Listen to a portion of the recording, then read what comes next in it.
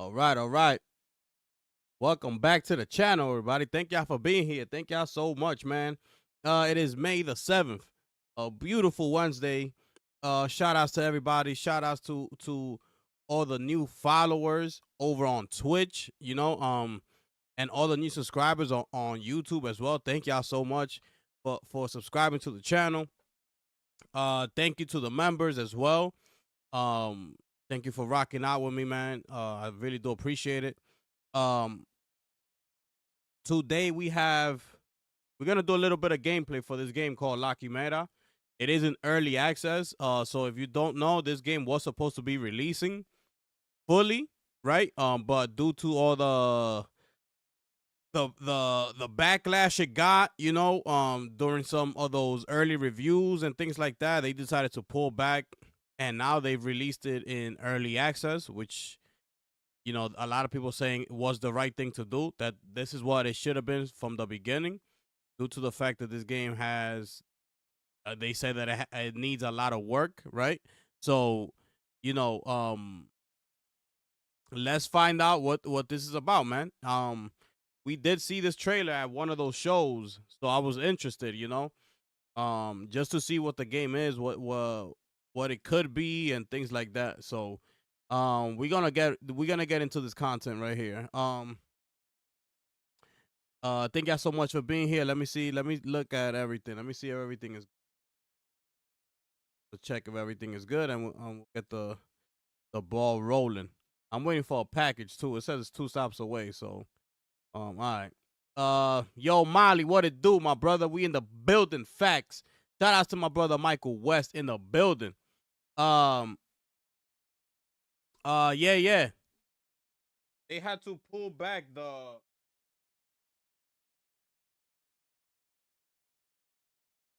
They had to pull back the full release, so they brought it back to early access, which in a lot of people's eyes was the right thing to do. All right. Let's see what this game, let's see what it do, man. That's it. That's all we could do. Make sure y'all smash the like button on your way in here. Subscribe to the channel. Share out the video. Share out the stream. Click on that link that's pinned at the top of the chat. That's for the memberships. We offer memberships here. We do co-op gameplay with members. We have member only live streams and things like that, and there's a lot more coming down the pipeline. So make sure y'all go ahead and click that and check it out. Let's see what this is about. We're about to press play, and we're about to go check this out. So without further ado, here it is, people. La Quimera. Let's find out what this is about, people. Let's get it.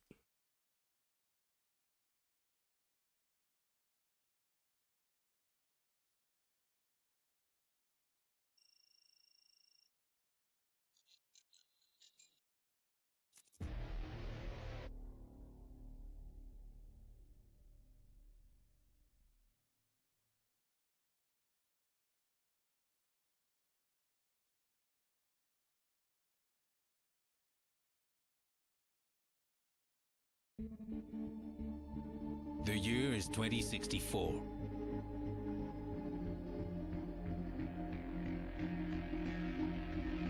The collapse of superpowers and various ecological disasters have kick-started the age of the city-states, often at war with each other, leaving vast swathes of territory in ruins, ravaged by fighting, littered with autonomous combat drones and marauding gangs. A power balance was maintained by the private armies and a global coordinating corporation, the Network, ensuring supply of energy and information for the entirety of the world.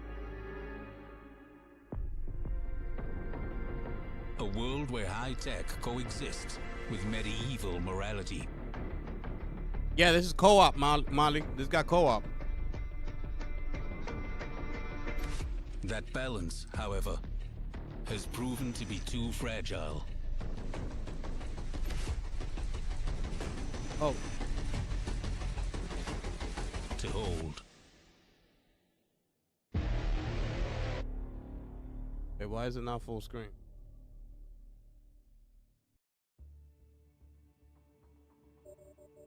The settings?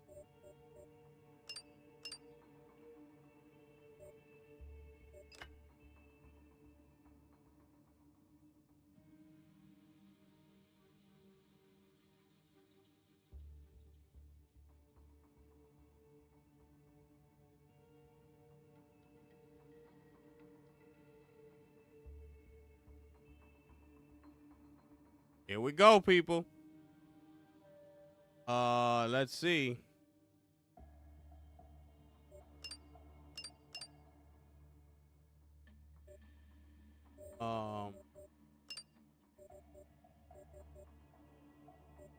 Everything is up. Everything is up. Okay. Hold on. I'm trying to see why this is like this, though.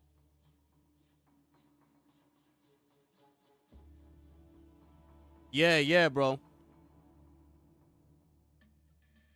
Hold on. Why is this like this, man?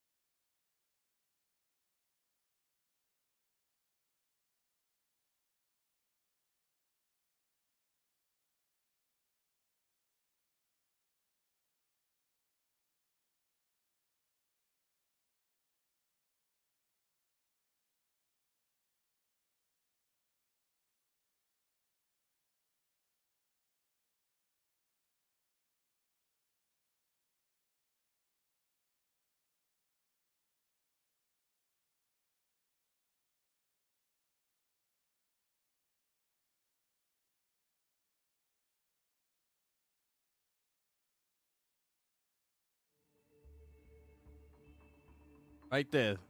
Okay, wait. Okay. Let me go back here. Okay, is that better? That's better right there, right? All right, I fixed it. All right, cool. All right. Woo, we learning on the fly, people. We are learning on the fly. What is this over here? Come on, what we talking about here? Where's the game at? It's doing something crazy to my computer. I don't know what's up with this game, bro. Look. Hold on. I think I know why. Yeah, this game is crazy. What's up? Windows full screen. Okay, wait. Let's see here. Yeah, but then look how it gets.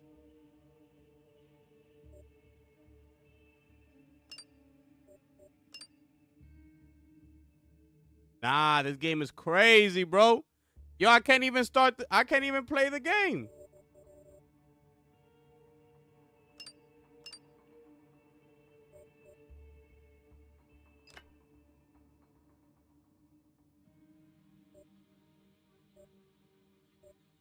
What?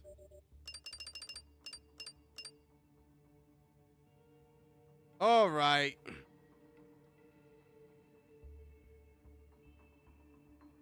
Yo, I'm gonna have to see the chat on my phone, bro. This is crazy.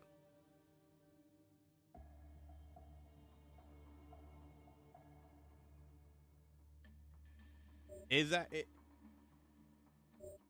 Yeah, this is acting so weird, bro. Okay.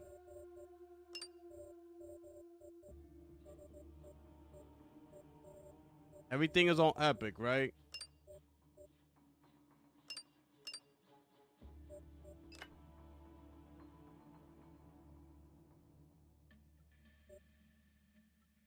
Okay.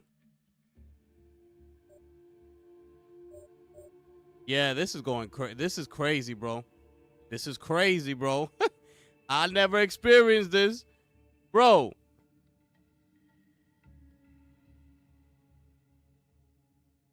This is crazy.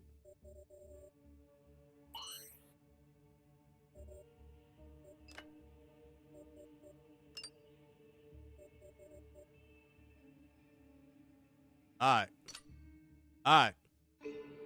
Let me know how this is. I have no idea what's happening to me.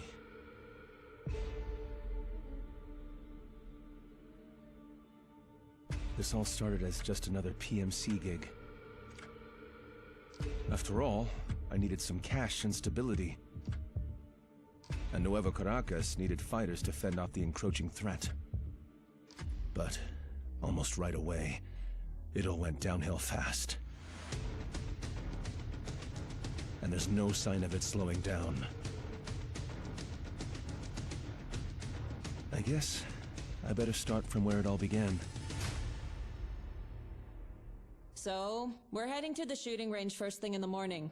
Be ready to show us what you can do. 1 second, y'all.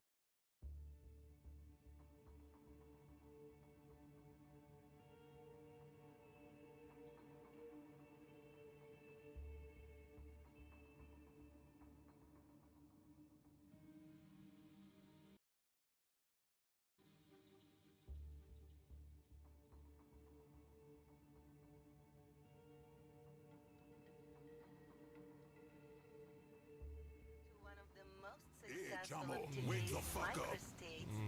Nuevo Caracas. Rise and shine, sweetheart. World-renowned And for its here? thriving robotics industry. Can I mix and you another magnet for cocktail? international Maybe some business mixed and nuts? private A back rub? of the Caribbean.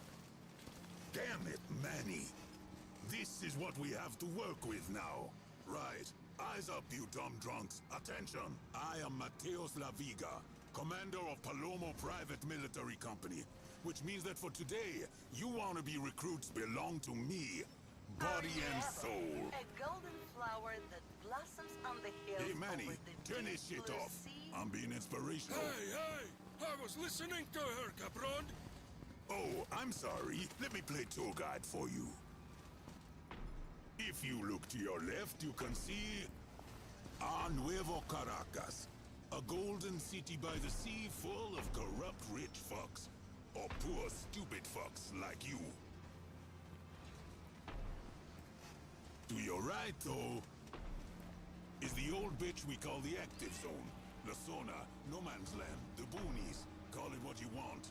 An overgrown jungle full of killer robot fucks and dead Aye. fucks. It's But messing you up can the be stream calm if you too? interrupt your commander again. So wind your damn neck in, or I'll do it for you. Another minute of your precious time. While we're on the way, put the combat interface lenses on and fill in your personal data.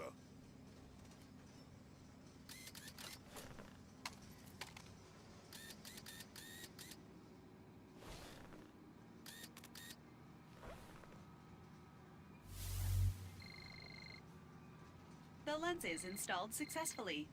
Initialization in progress.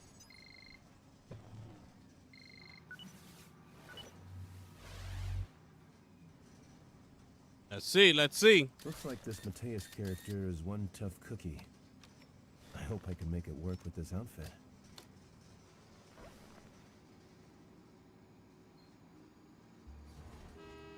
We're here. Welcome to your own personal Waterloo. Everybody out. Step lively. Out, I said. Get a move on. Move out, now! Move, you damn lizard! You ain't get this fucking job either! March, you bag of bones. Get your out-of-shape ass off my bus now.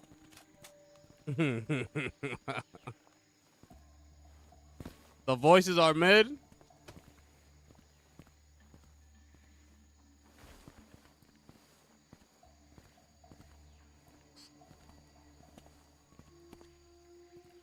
I want to shoot some guns, man. You all paid a very reasonable, non-refundable application fee for the Sniper. once-in-a-lifetime opportunity to become part of Palomo, Nuevo Caracas' oldest and most noble PMC.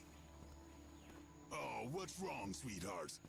That isn't happiness I see on your ugly mugs. I presume this facial expression means, yes, sir, Senor La Viga, sir. So, let's see what you're made of. Who wants to go first? How about you, Barfly? No need to hide behind your new friends. First up Wait. is an obstacle course. Should clear that hangover right Oh, up, eh? man, I messed At up. certain spots I can give you some pointers. All clear? And here is my Palomito. She helps me keep my watchful eye on my new pups. If you get lost or find some other way Okay. to fuck up, then I can give you some gentle encouragement. Maybe I can see it there from this better. little birdie. Okay, enough jawing. Let's get going. Now, Jackie. Let's go. Let me get a gun, man. It's a test. Use the lenses to help find your way around in the dark. Insufficient light level detected.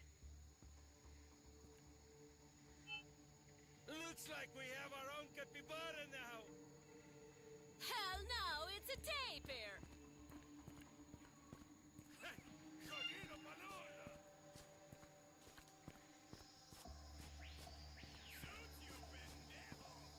Okay.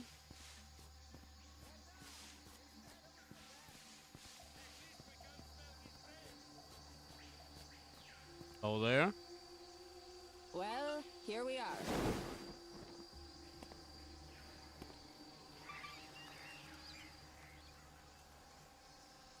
Hello there.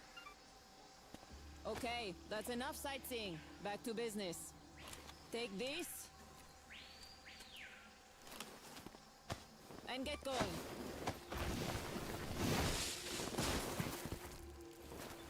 Just follow your nose, and if you can't manage that, there's Palomito. Good luck!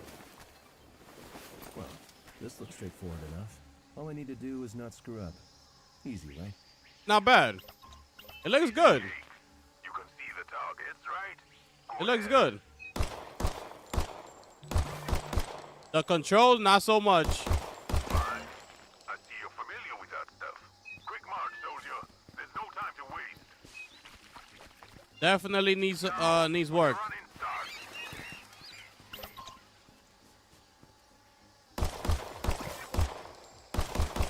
Surely you'll climb some fences in your time. You never know when and who you Oh yeah, this needs work. Needs work. Here's Condor. Easy to use and reliable gun. We'll happily kill a drone for you with a bullet accelerated by electromagnetic pulse.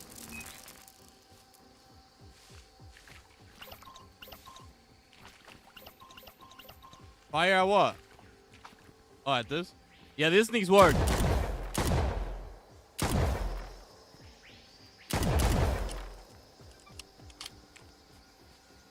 When facing different types of enemies simultaneously, please remember to select weapons accordingly. See that box? Come closer. Look inside. You move. Other guys are about to outrun. You see, it's like it has that old school, like that old school vibe of pointing and shooting. I don't like it. Like I have to keep moving it like this.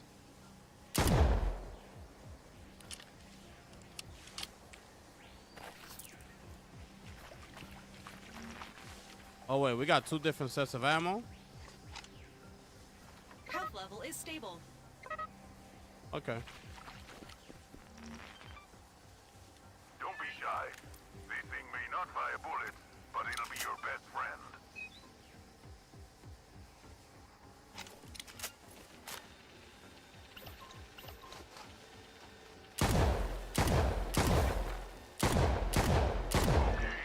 You see, like it's so hard to aim. I can't stand when games do that. Let's move on. Why this feels like so sluggish though? I call them our pocket shell bursts. Any enemies? Try to blow them up. Okay, I gotta hold up. Grenade. Come on now. We still have a lot to do. Let's keep moving. You gotta hold up to throw a grenade? Nah. That don't work for me. That don't work for me. Wait. Can y'all see what they're telling me? Let me move myself over here. Wait.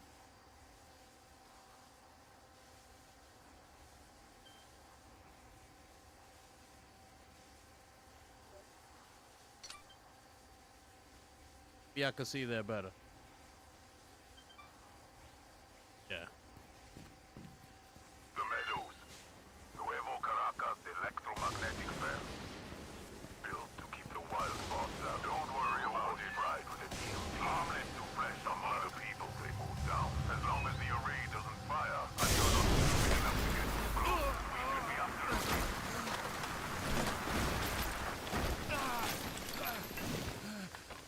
This is the story right here, bro.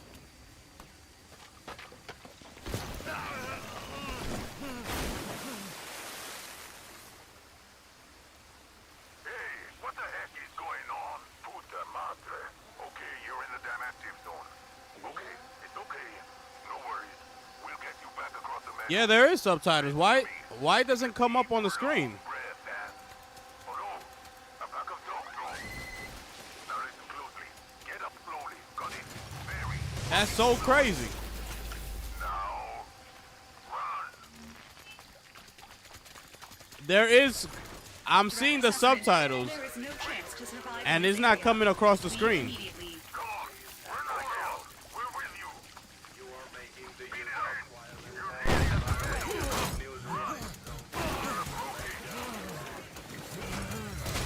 That is so weird. Resist.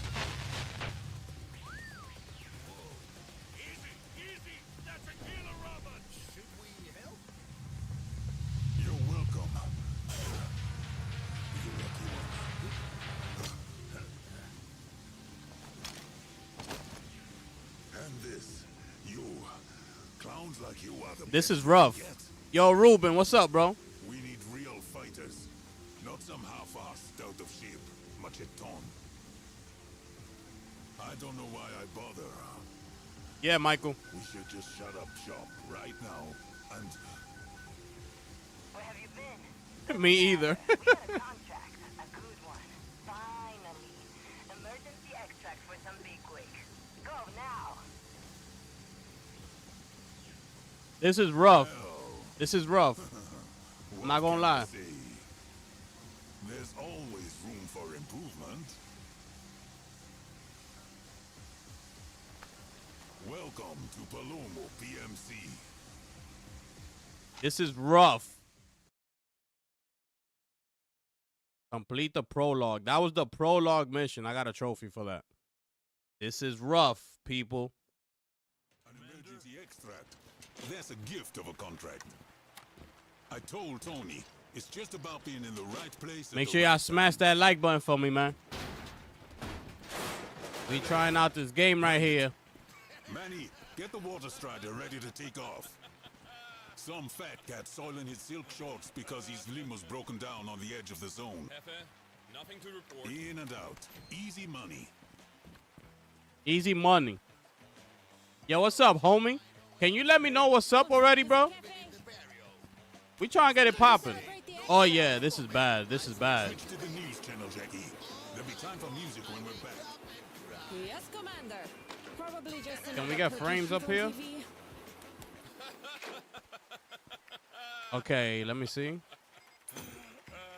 It says not available. The network Tensions. to make Los That's an understatement. Nature Reserve. No shit. What? Well, look.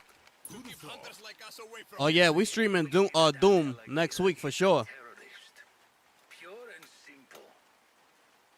We streaming Doom next week for sure. Yeah, this game it needs a lot of work. Of our minds. This game needs a lot of work. Only North It's the same every time. I was about to buy Cyberpunk, bro. bandits. But there's too many games coming out for me to focus on Cyberpunk. With the best. Number Hey, one. the clock is in ticking. Nuevo Caracas. So stop watching that shit and get over here. This is bad. And let me tell you that fancy haircuts and TV ads is not the life of a PMC.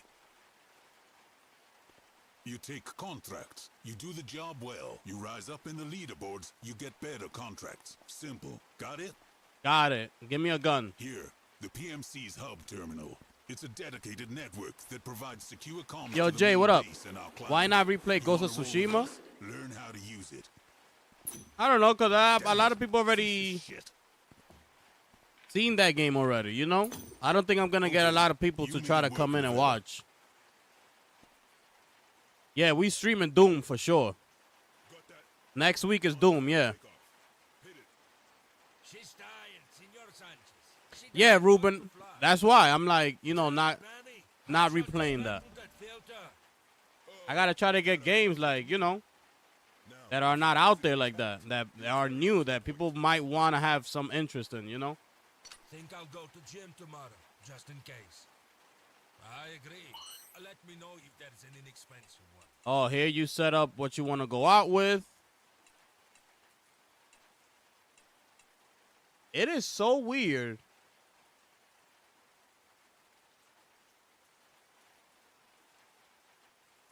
It's because of the cut. I don't know what's going on, but what you're seeing on the screen is not what I have here.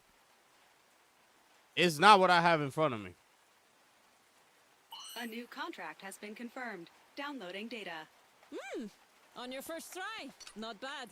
This video contains set of materials. This needs. Quiet, Jackie. It's about to start. This needs work.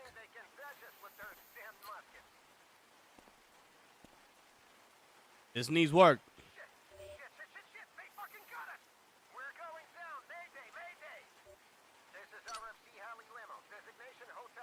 See?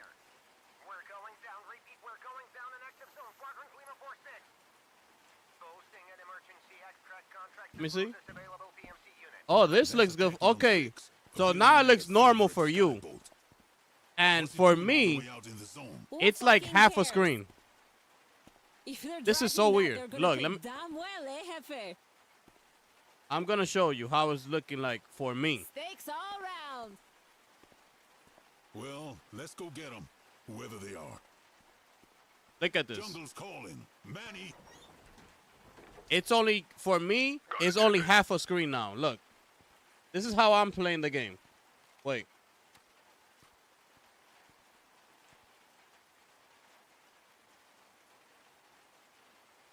You see that? It's only half of screen on my end, but on your end, you can see the whole screen.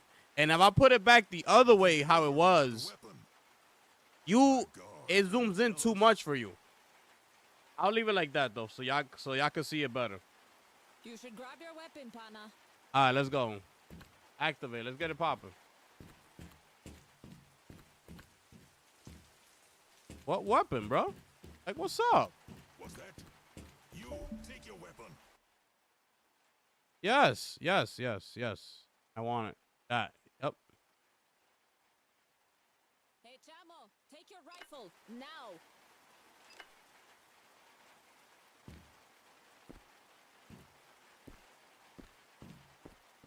You can get over without a weapon. By God, I'm jealous. Bruh.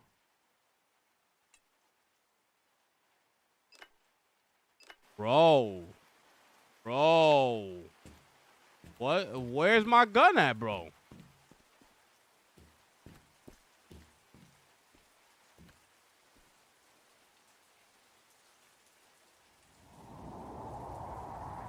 The most important, not to forget your trusty sword, Jefe. The carriage awaits.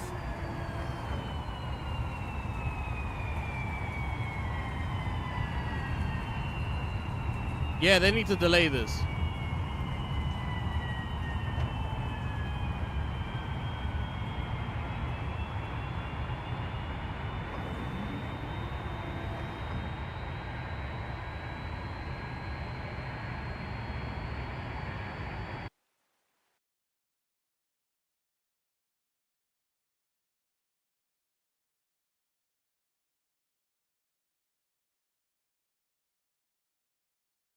Here we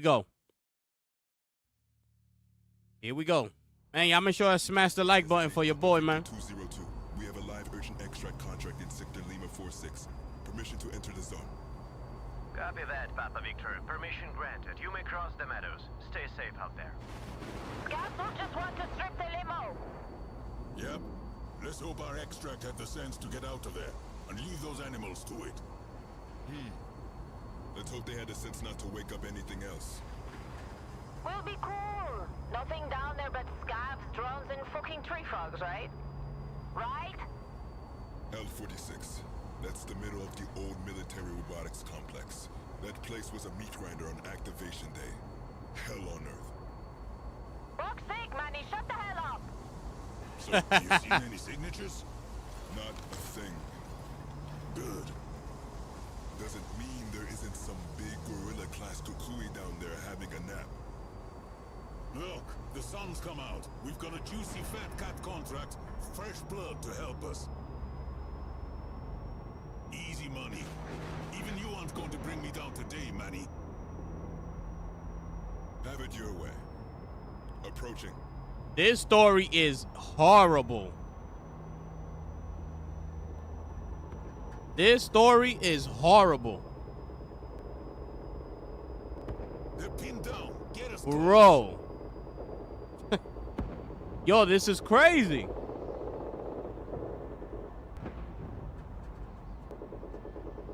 Manny, that's an EMP motor. Manny! Oh. Prepare to disembark. We approach from below. 2 teams. Rope up, now! You fast drove before, right? Go, go, go! Here we go. Time for some action.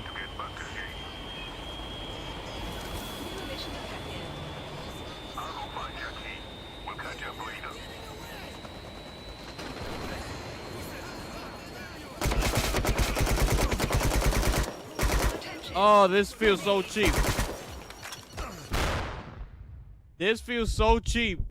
Displaying the actual goal.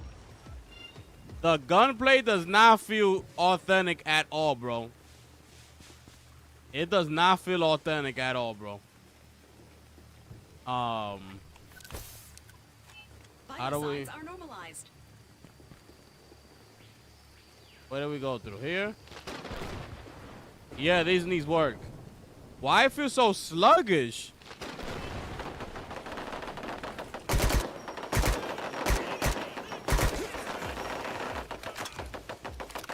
Oh, what is this? Yo, you lying, bro. You lying, bro.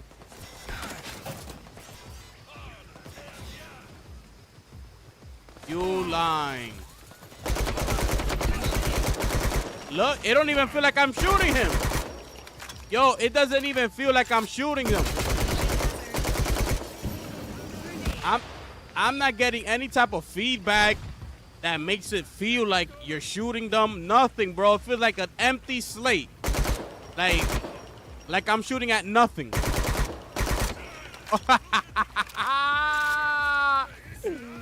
Bro. Oh, this is bad. This is real bad. Oh, this is bad.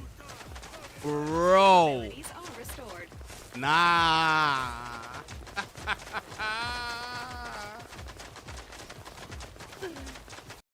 Bro. I don't think I could do this. What if this is AI? That might be A. This could be it. This could be AI, bro. I need to play RoboCop instead. Yo, bro, this is crazy. This is crazy. Nah, it's the main. It's the developer, bro. And this is Unreal Engine. Look.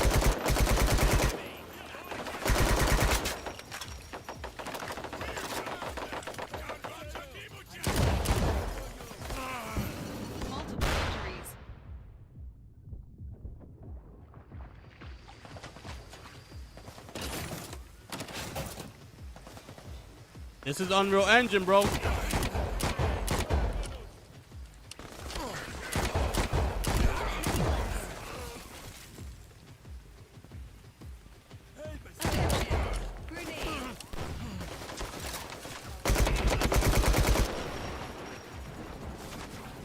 Oh, this is bad.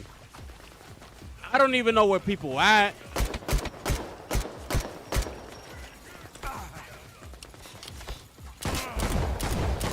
I got a damn spider shooting at me. My health is already so degraded.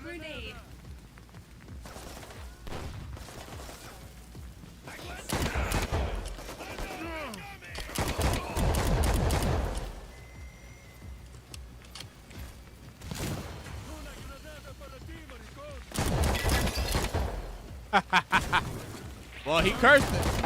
He did curse at me. Bro, what is going on?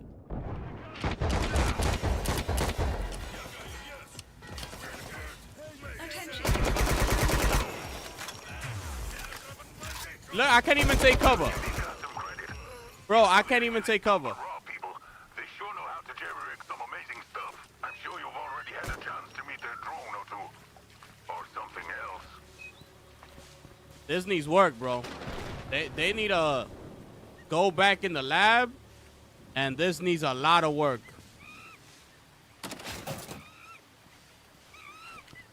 This is bad, bro.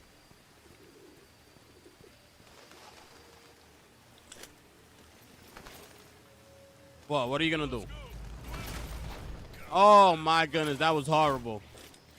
Like, bro, kick the door down. Did you see that? This is bad.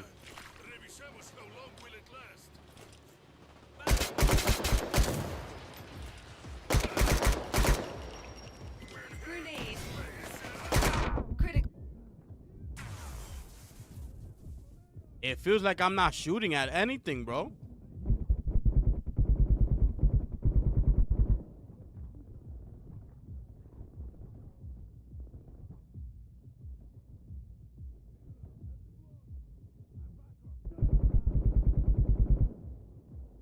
I do like it like this when the health is low. It actually. Oh, he got me. I like how all the sound goes away and things like that. I wish all devs would try to steer away from UE5. Yeah, this is UE5 right here, people. You're looking at it. UE5 right here. But then you go look at Expedition 33, and it's a totally different ballgame. This needs... Mission objective is changed. They need to pull back. Rethink the whole story and everything, because the story's boring. Multiple injuries. Look, how am I... Look, already my health is that low? Critical damage. How am I supposed to get through this? They shoot me like 3 times. My health is already on critical. It looks nice though, but nah, yeah. This needs it needs a lot of work, bro. It needs a lot of work, bro. A lot. A lot. I don't know what they were thinking. New mission objective.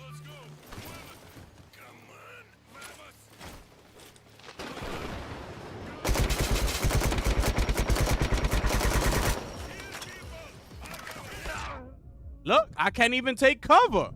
This is what I'm saying. Look, I can't even take cover, bro. This is how messed up this game is.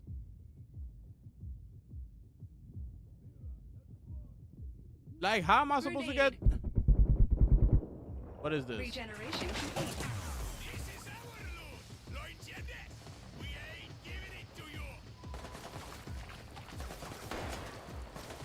Danger. Enemy sniper found. Low health. Oh my goodness. I can't even look down to get a grenade. I can't even... Nah, this is bad, bro. This is bad, bro.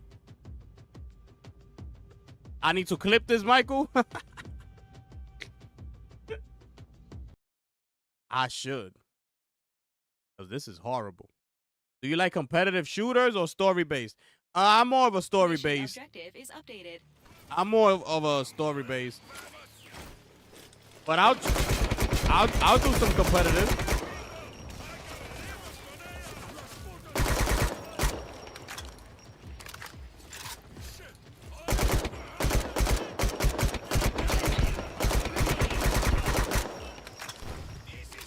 I'm not afraid of competitive shooters. I was a Call of Duty head Enemy sniper located. back in the day.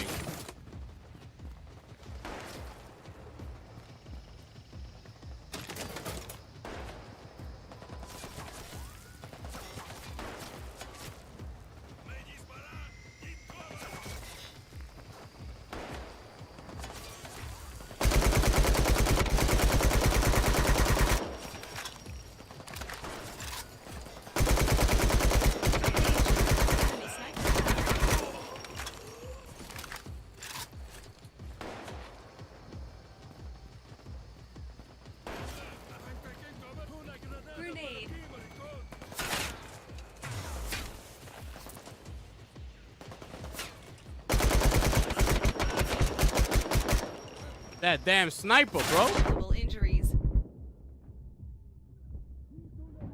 A new type of enemy identified.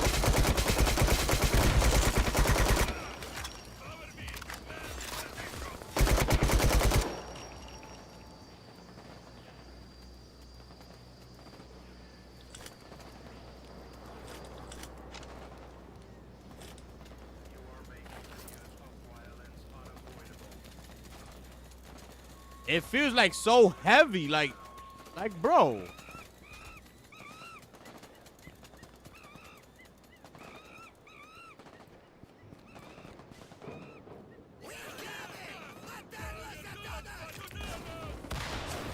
A new type of enemy identified. Oh, Attention! Grenade!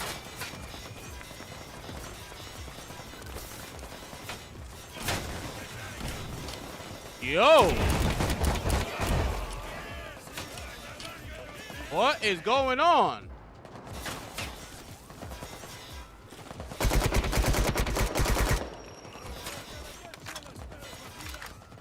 It's up there, huh?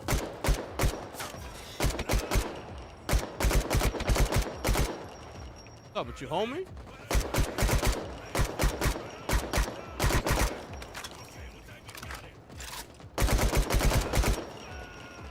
What's up with you, homie? Haven't been out here in a long time. Jesus.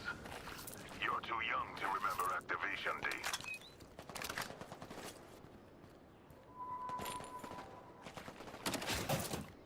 All right, let me get that. Let me get this. Got some more ammo. All right, we're good. Let's go.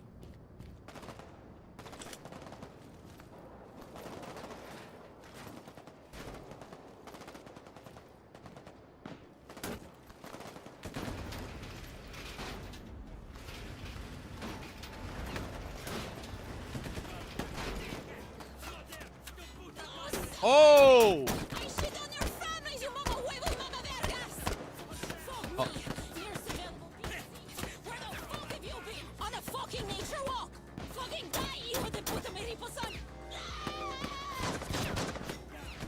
Oh, they cursing a whole lot though.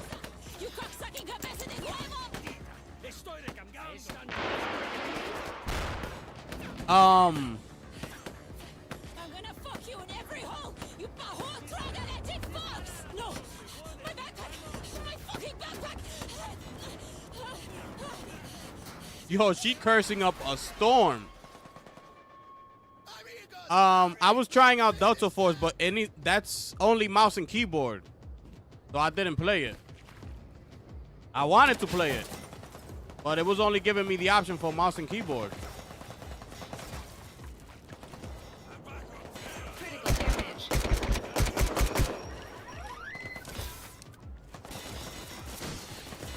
Yo, can you? Woo, headshot. Wells. Low health. Oh, my man, but who's shooting me from over here? Grenade. Yo, who's shooting me, bro?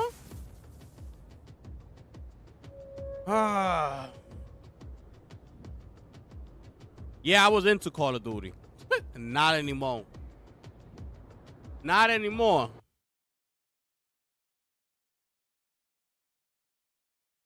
But this needs work, bro. I could see what they're Mission going for, objective is updated. but they need to execute it. They need to execute it. This is not it right here.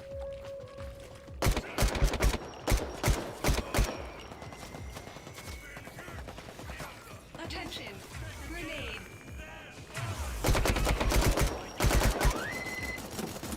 Multiple injuries. Oh my goodness. Oh, he came behind me. That's why. Failure. Bro, how long is it gonna take you to load up that gun? How long? The system has been successfully rebooted. With this futuristic guns, how long is it gonna take you to reload, bro? Like, what's up?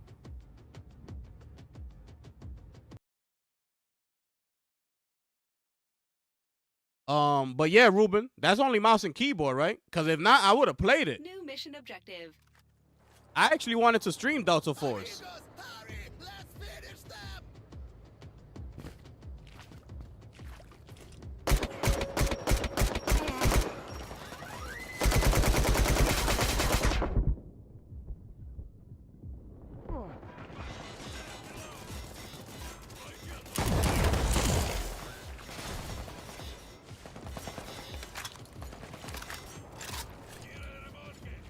Yo, y'all getting on my nerves, bro, for real. Where you at? Where you at? Multiple injuries. Oh my goodness, bro.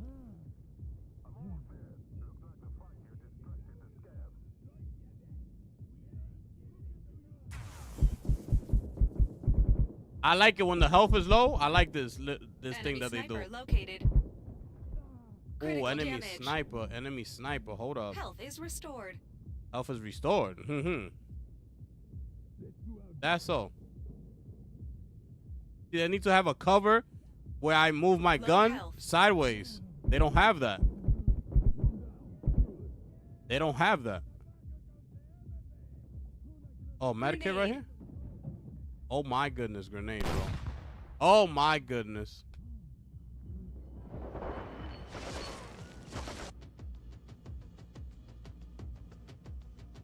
Yeah, I know, bro.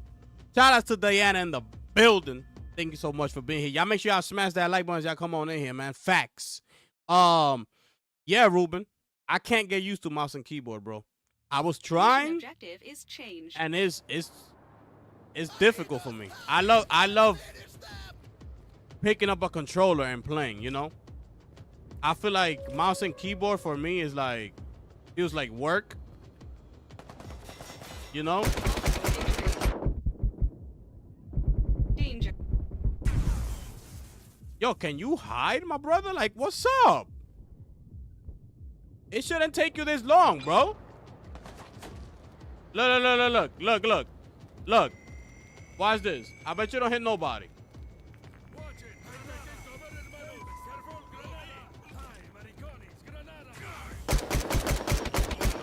Granada. They curse. They curse up a storm in this game. I'll tell you that much. Where's the sniper at? I see him. Look. You see how hard it is to aim? You see how hard it is to aim? I don't like that. I gotta move the joystick like a little bit. Like, y'all know what I'm talking about? Like, you gotta precisely get it there. So you gotta keep going like this. Click, click, click, click, click, and then get it. I can't stand that, bro.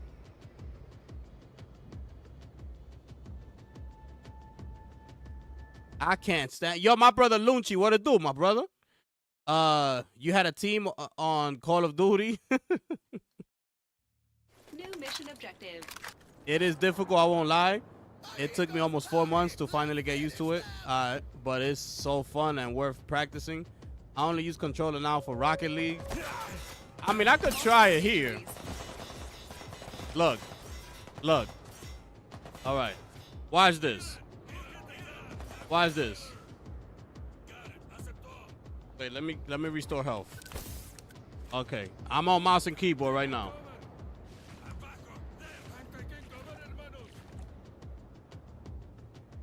How do I? Okay. What's up? We on mouse and keyboard, homie. What's up, homie? Hold up, fall back. We on mouse and keyboard, fall back. Woo! What's up? Yeah, the aiming is on point. I'm almost there. Looks like the fight here distracted the scavs. The aiming is on point. Attention. Grenade. Oh, wait. Don't do that. Wait. Yeah, I gotta learn it. But yeah, when you aim with the mouse, no wonder Let's do our job. On Call of Duty and things like that, their aiming is so precise. Good. Options are limited. It's because they're using the mouse. Capabilities are restored.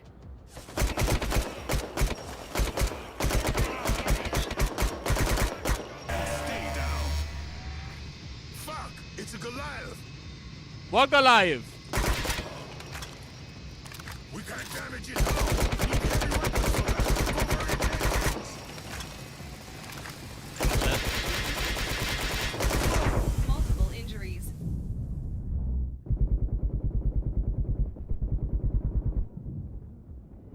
Yeah, that mouse and keyboard is crazy. Like the aiming with the mouse is crazy, bro. It's crazy. It's just I gotta get used to it.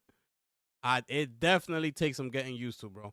But yeah, for FPS, it's definitely the way to go. Fuck! It's a Goliath! Let's do our job. Yo, bro.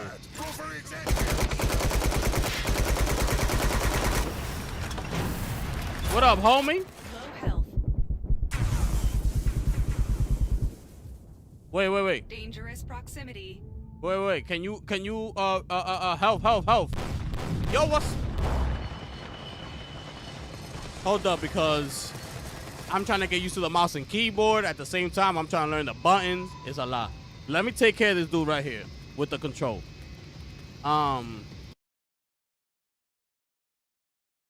Yeah, this game is bad right now, bro. Mission objective is changed. Absolutely. Fuck! Look. It's a Goliath! Let's do our job.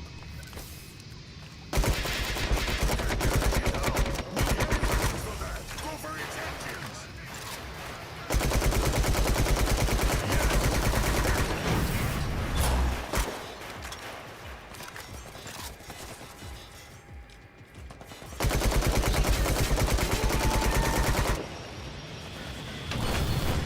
Oh! Grenade.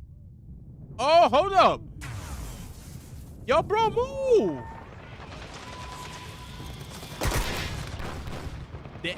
Yo, this game is out of control, bro. This game is out of control. There's no balance. They shoot me twice. I'm already dying. It needs work, man. Yeah, but if I stream Call of Duty, nobody really gonna watch Call of Duty, man. Nobody really wants to see no Call of Duty. Mission objective is updated. Fuck! It's a Goliath! Let's do our job. Wait, where's the med kit at? We can't damage his hull. Need heavy weapons for that. Go for it. Yes, that's a good hit. Multiple injuries. Look, I'm already low, proximity. bro. This is what I'm talking about. Critical damage.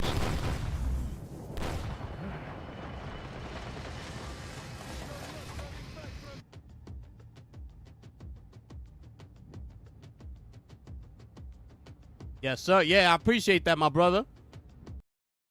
Appreciate that, bro. Yeah, I'm just trying to play different games. That's all. That's all I'm trying to do. You know, we got Doom coming Mission next week. is changed. This just dropped, so I figured, you know, Let's do our job. Fuck! It's you a know, Goliath. let's see what it do. We can't damage his hull. Need heavy weapons for that. Go for it. Yes, that's a good hit. Movement Let's see if the game is any good, you know. Collision hazard. Multiple injuries. Yo, where's that med kit at, bro?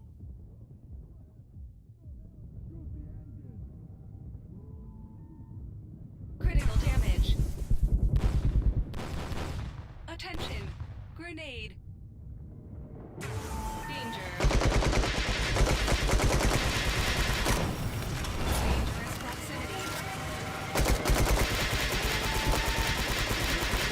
Multiple injuries.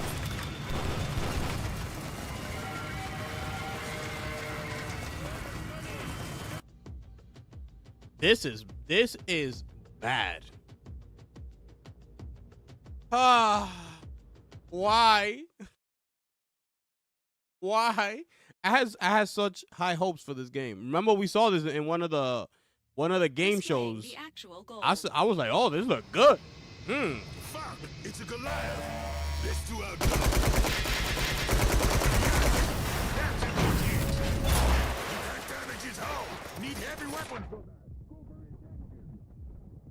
Yo, I'm pressing down.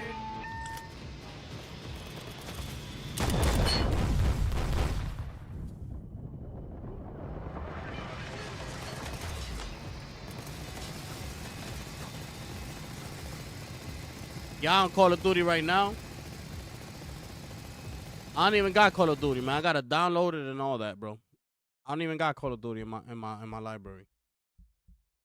I gotta download that and all that. New mission objective. I'm trying to get past this damn mission right here. Fuck, it's a Goliath. Let's do our job. I need to find that med kit. We can't damage his hull. Need heavy weapons for that. Go for it. Yes, that's a good hit. Low health. Dangerous proximity. Multiple injuries. This game is they can't bro, you can't do that. Like, bro, you hit me 3 times and I'm done?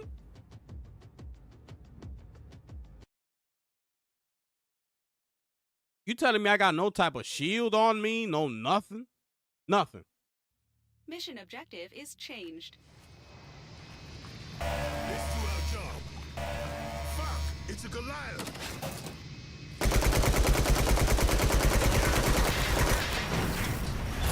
We can't damage his hull. Look, you see? You see? I'm already dying. This is what I'm talking about.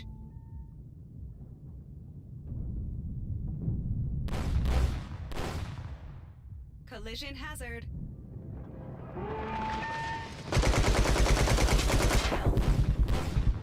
Look, yeah, I'm about to stop playing this game, bro. I'm dead ass. I'm about to stop playing this game. They give me no type of way to get past this. Like, y'all hit me 3 times and I'm already dying. 2 more times and I'm done. Basically, if they hit me like a total of 5 or 6 times, I'm done. Fuck, it's a Goliath. Let's do our job.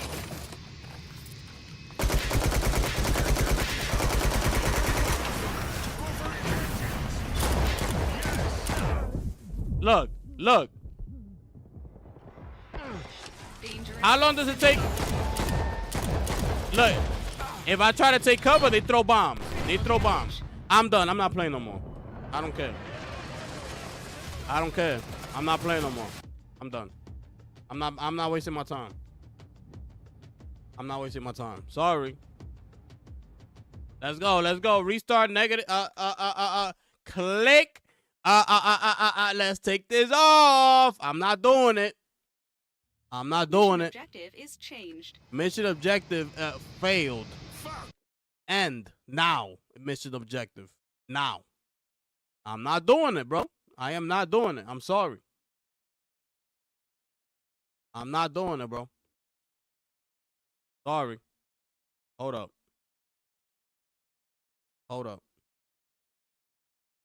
Not doing it, my brother. Facts. Yo, this is crazy, bro.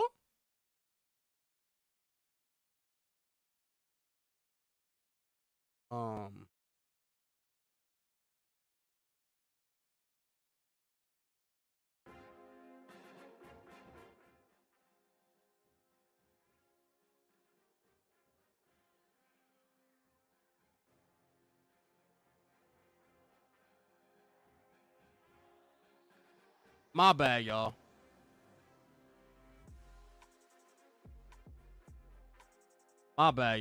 I can't take it no more. I'm sorry. I can't take it no more, bro. Yeah, I'm about to uninstall that joint. Like, bro, what is that? Stressing me out for no reason, bro. Yeah, 2 seconds and I'm dead, bro. Like, nah, they gotta fix that, bro. I'm not wasting my time on that, bro. I'm not doing it. You're not about to get me with that. You know?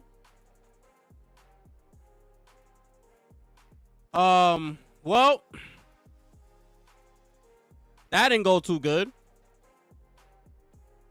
That did not go too good whatsoever. I don't even know what to do now.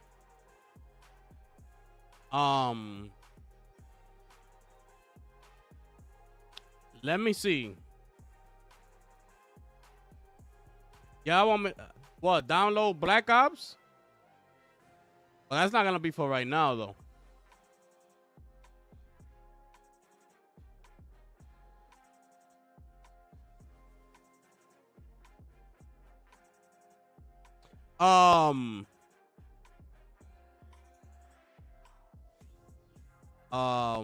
So yeah, we got. Let me see what games are coming out this month. Let me see what games are coming out this month.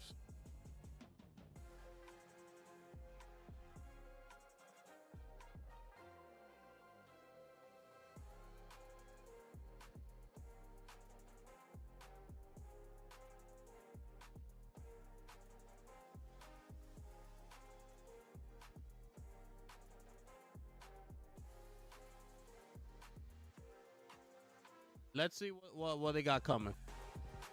Let's see what they got coming here. This is for the month of May. Play something you love. Yo. Let me see. Let's see what they got for us here.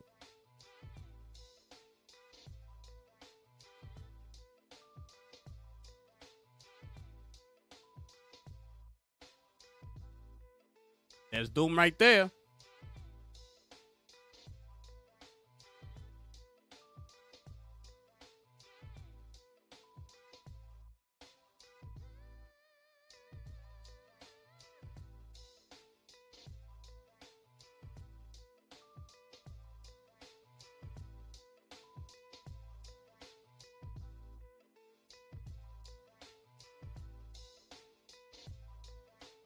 Wait.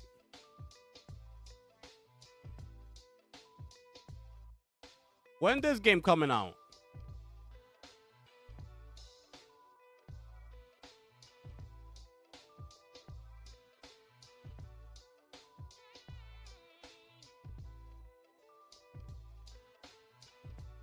Nah, Lost Soul Aside got delayed.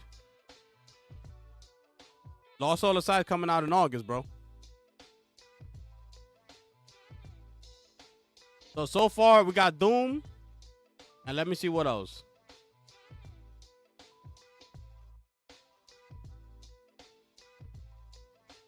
I don't know why I'm interested in this game for some reason. It looks like a good time.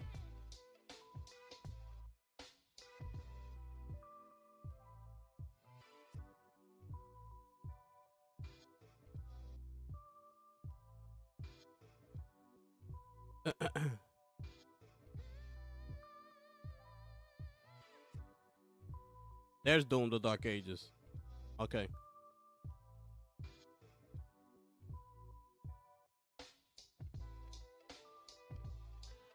The promotion for Doom has been insane, bro. Doom has been everywhere.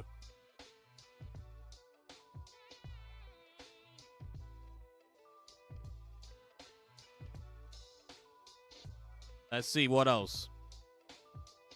Roadcraft. I didn't even see the first 3 games.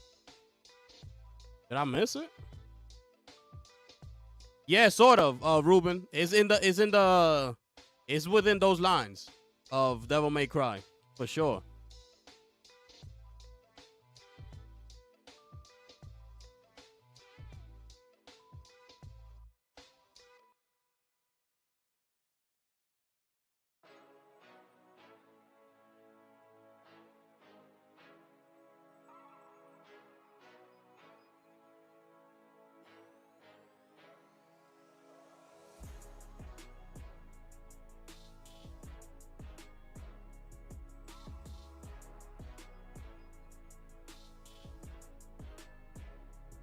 Blades of Fire? This comes out this month? I didn't know that.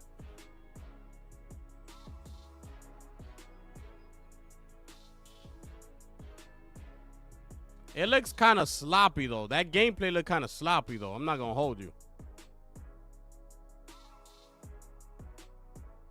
Looking kind of sloppy.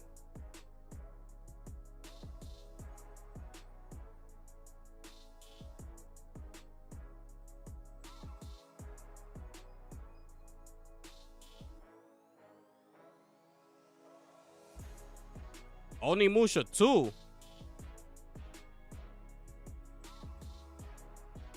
Oh, this comes out this month?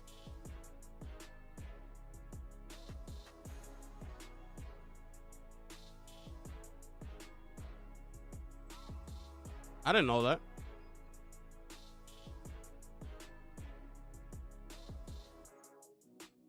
Deliver at all costs. Get in there. Yeah, this looks crazy. This game look crazy. Bro.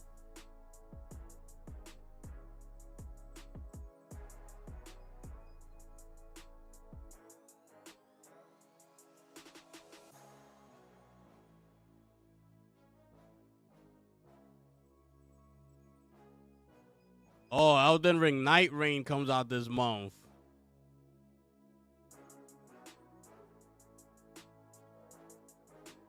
I'm a cop and try it out. Is it only on PS5 and PC? Nah, it's on PC as well, bro. Lost Soul Aside is PC day and date, bro. All China Hero projects are day and date on PC, so you don't gotta worry about that. Which one's your game, Michael?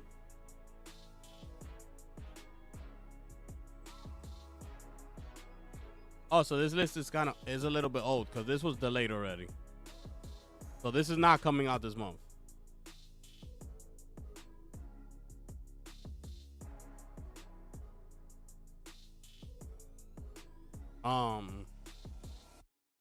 Revenge of the Savage Planet. Oh, this comes out this month too. I think this is coming to Game Pass. This game is coming to Game Pass, I believe. If I'm not mistaken.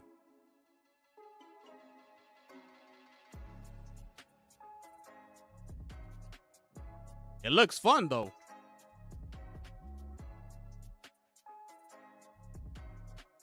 F125. This is gonna, yo, bro, this is gonna look crazy, bro.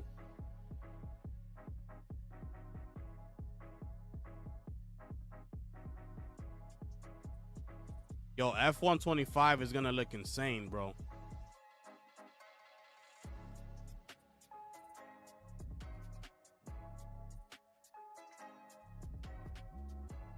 Japanese Drift Master.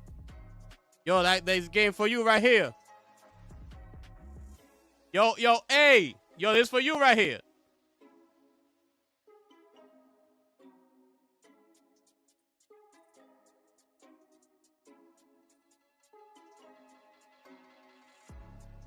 Drift Masters.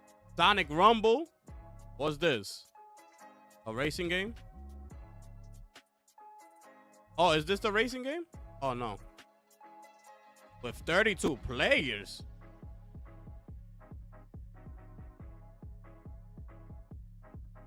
I didn't even know this game existed. I don't know what this is. All right. So yeah.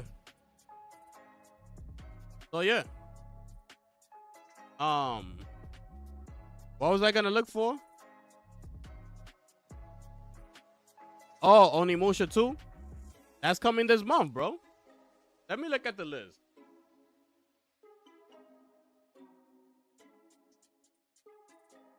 Because that list was kind of like outdated.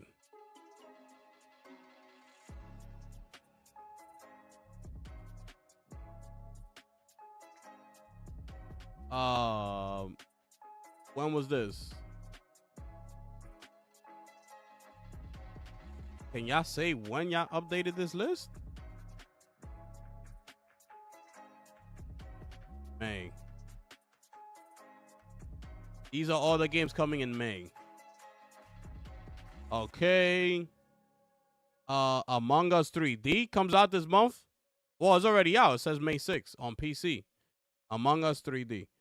Metal Eden, we already know got delayed. So this is old. Also, the side is here. Yup. So this is not updated. But anyways. Elden Ring. So the big ones here are Elden Ring. Onimusha 2. For those who are interested in that. What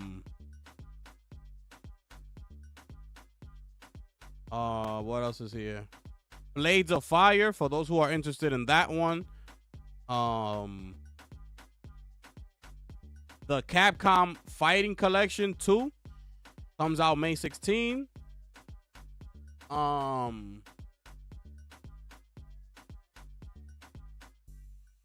Revenge of the Savage Planet. The Midnight Walk comes out this month. That game looks good too. And that's it.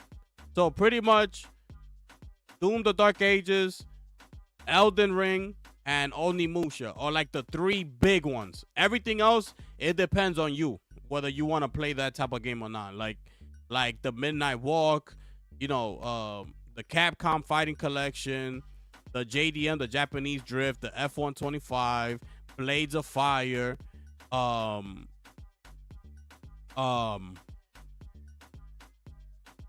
what else? Sonic Rumble and Among Us 3D and things like that. It's all really up to you. Well, those are the three big ones this month. So, we have a couple days left until Doom. I gotta see. That's why I wanted to try out La Quimera, the game I was just playing, because I got some time right now to play something until Doom the Dark Ages comes. But bro, I can't do it. I can't do it, bro.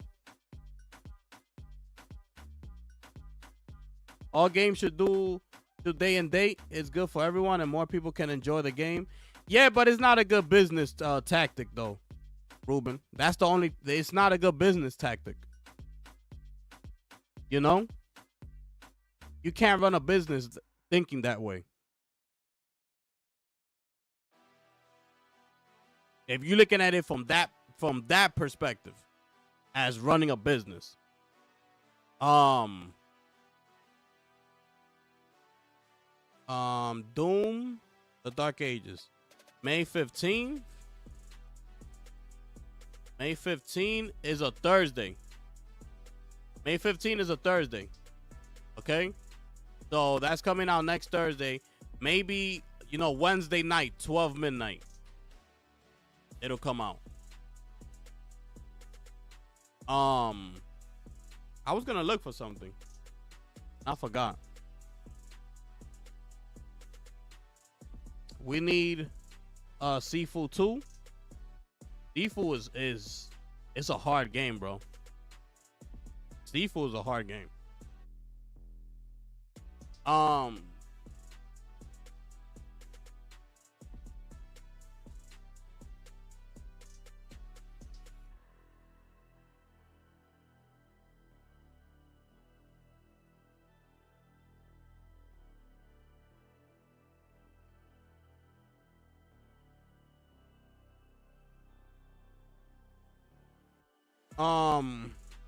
Let me show y'all this.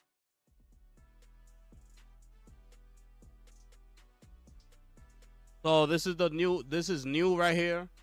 I guess I'll just cover a little bit of news for y'all real quick. We ain't wrapped up that gameplay. Unbelievable. This is not in the playing cards right now.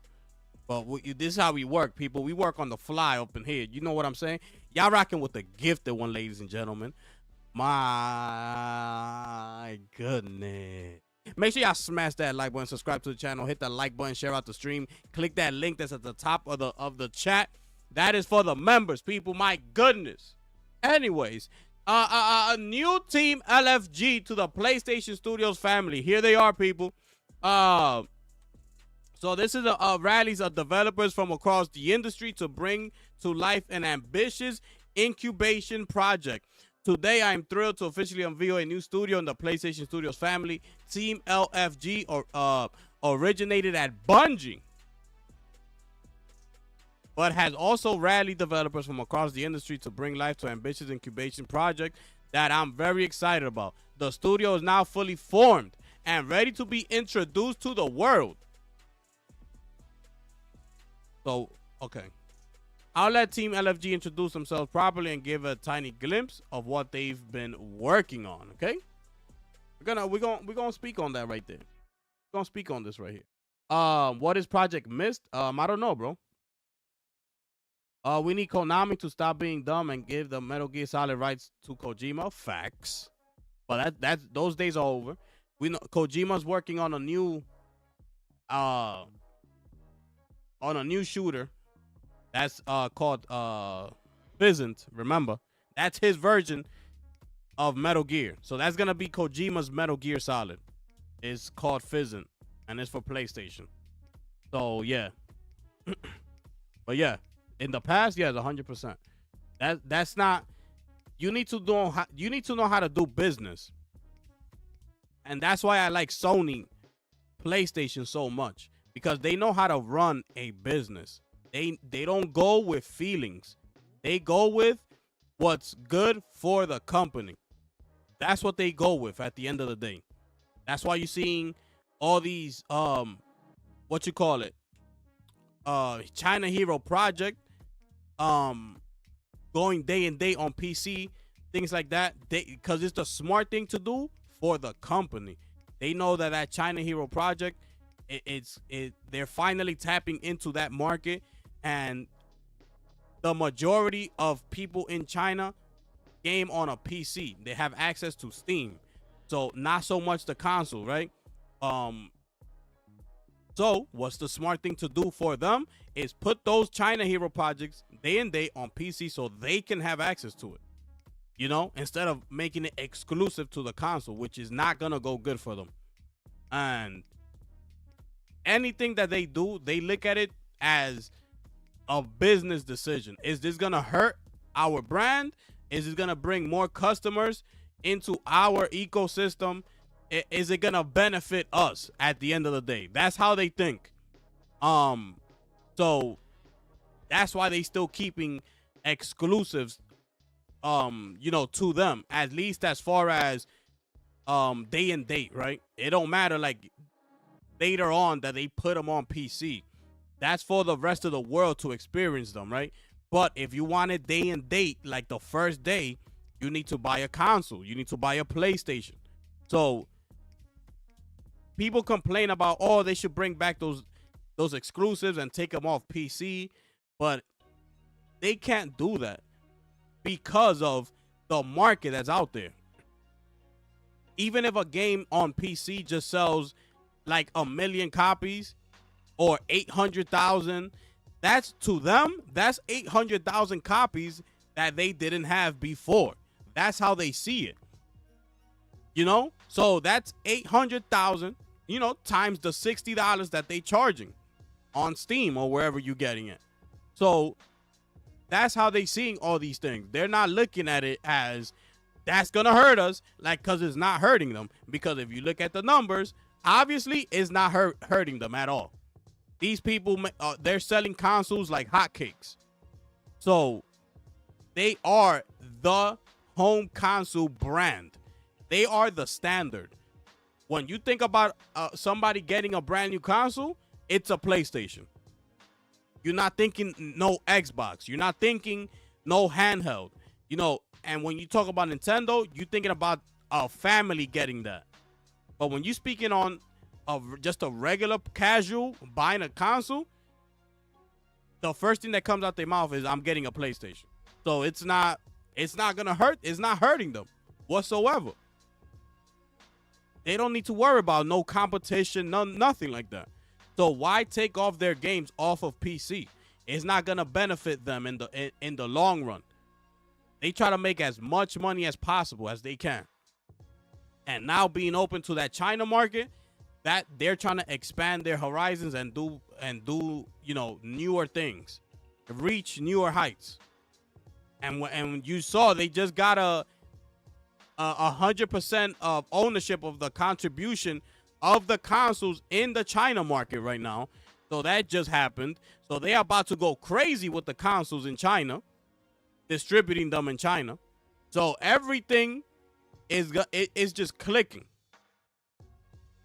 But let me continue on to see what they say here.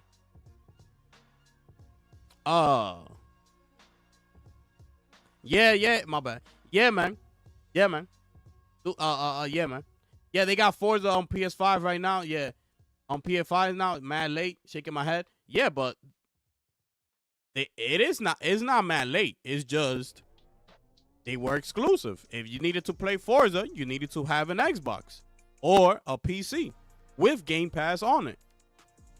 Or on PC on Steam, I believe. The fact that they go into their rival is not late. It's just that they waved the white flag. They want to become a publisher now. They're not interested in exclusives and buy this to play. No, they're going to meet you where you at. It don't matter where you at. They're going to meet you there. It's a good tactic. These companies make most of their money through software sales.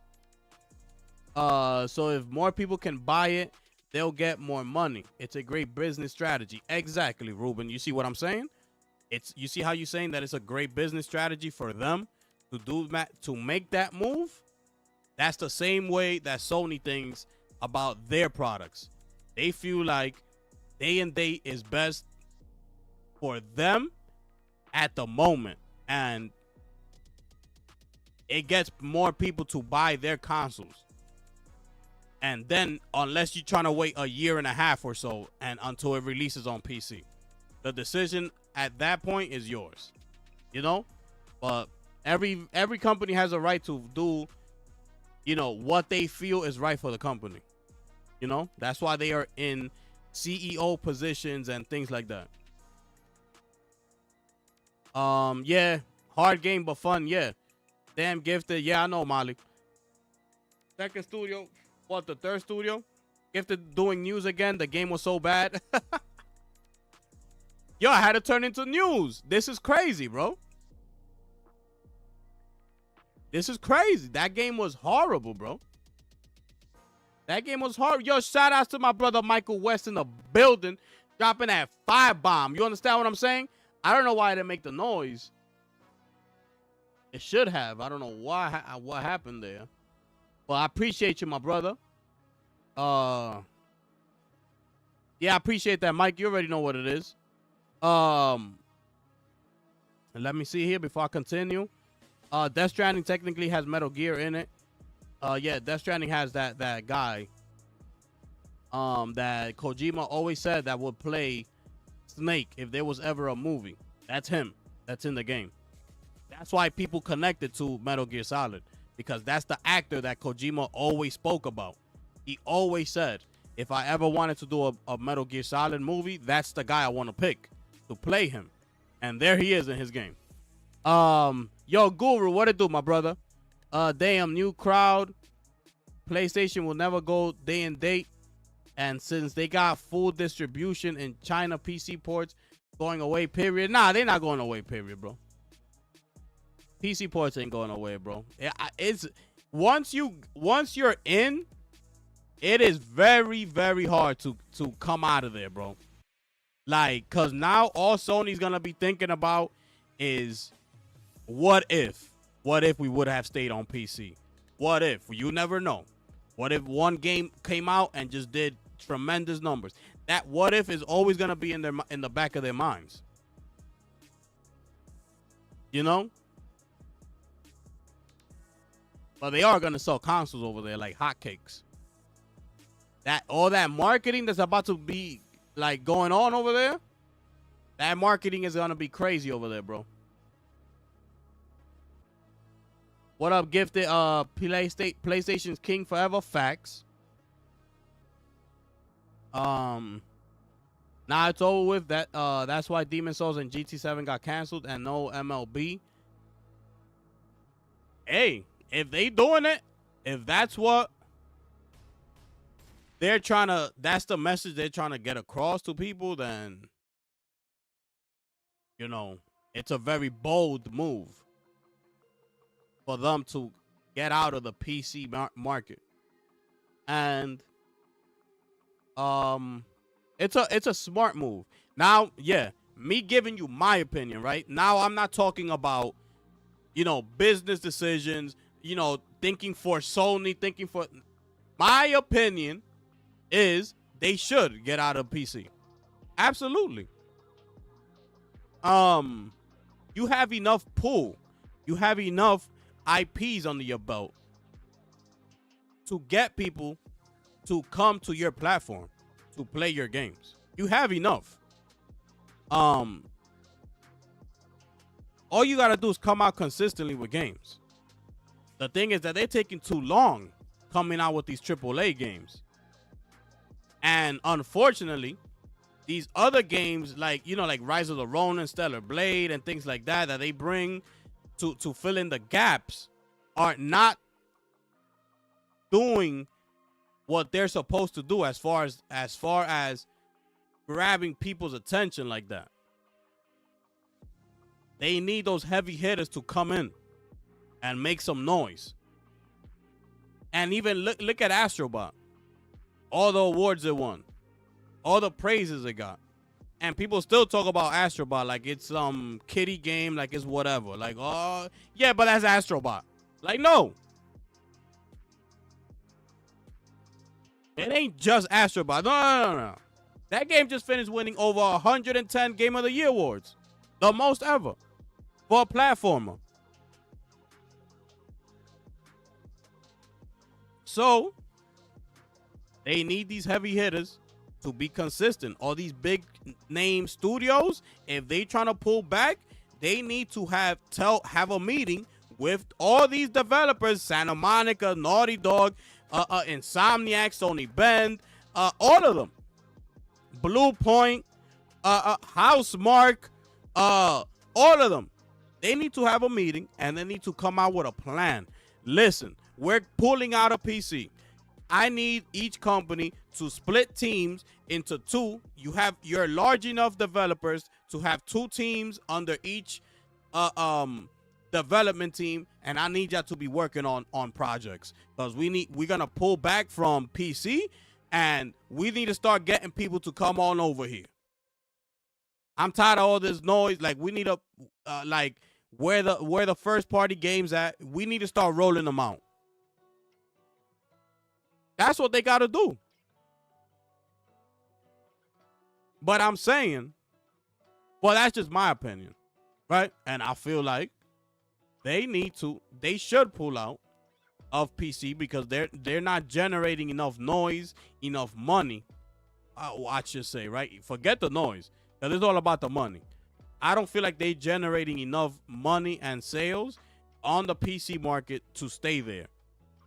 So, but they acquired Nixes, so they got Nixes under their belt. So they got Nixes for that, to do all the porting and things like that. So that gets me thinking like they're not trying to pull out of the PC market. Also,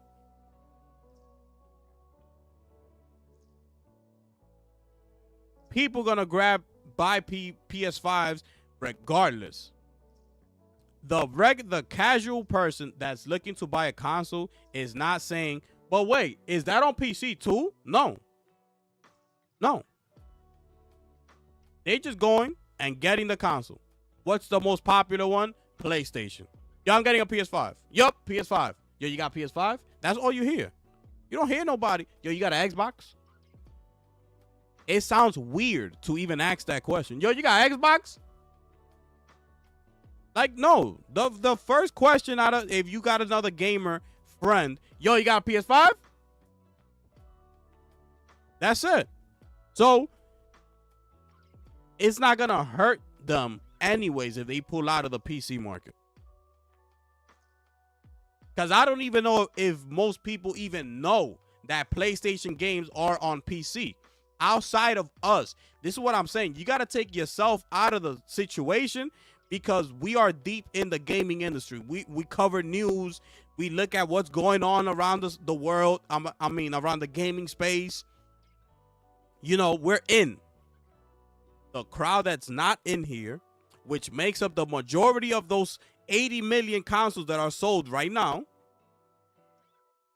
they probably don't even know that most of these PS5 games are on PC.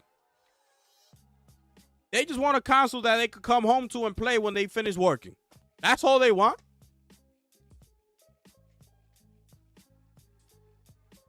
So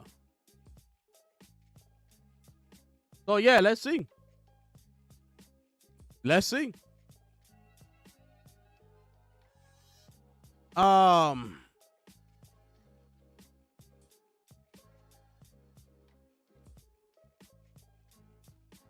Breaking news. PS5 to 100 million by next year. Oh yeah, I know. I know.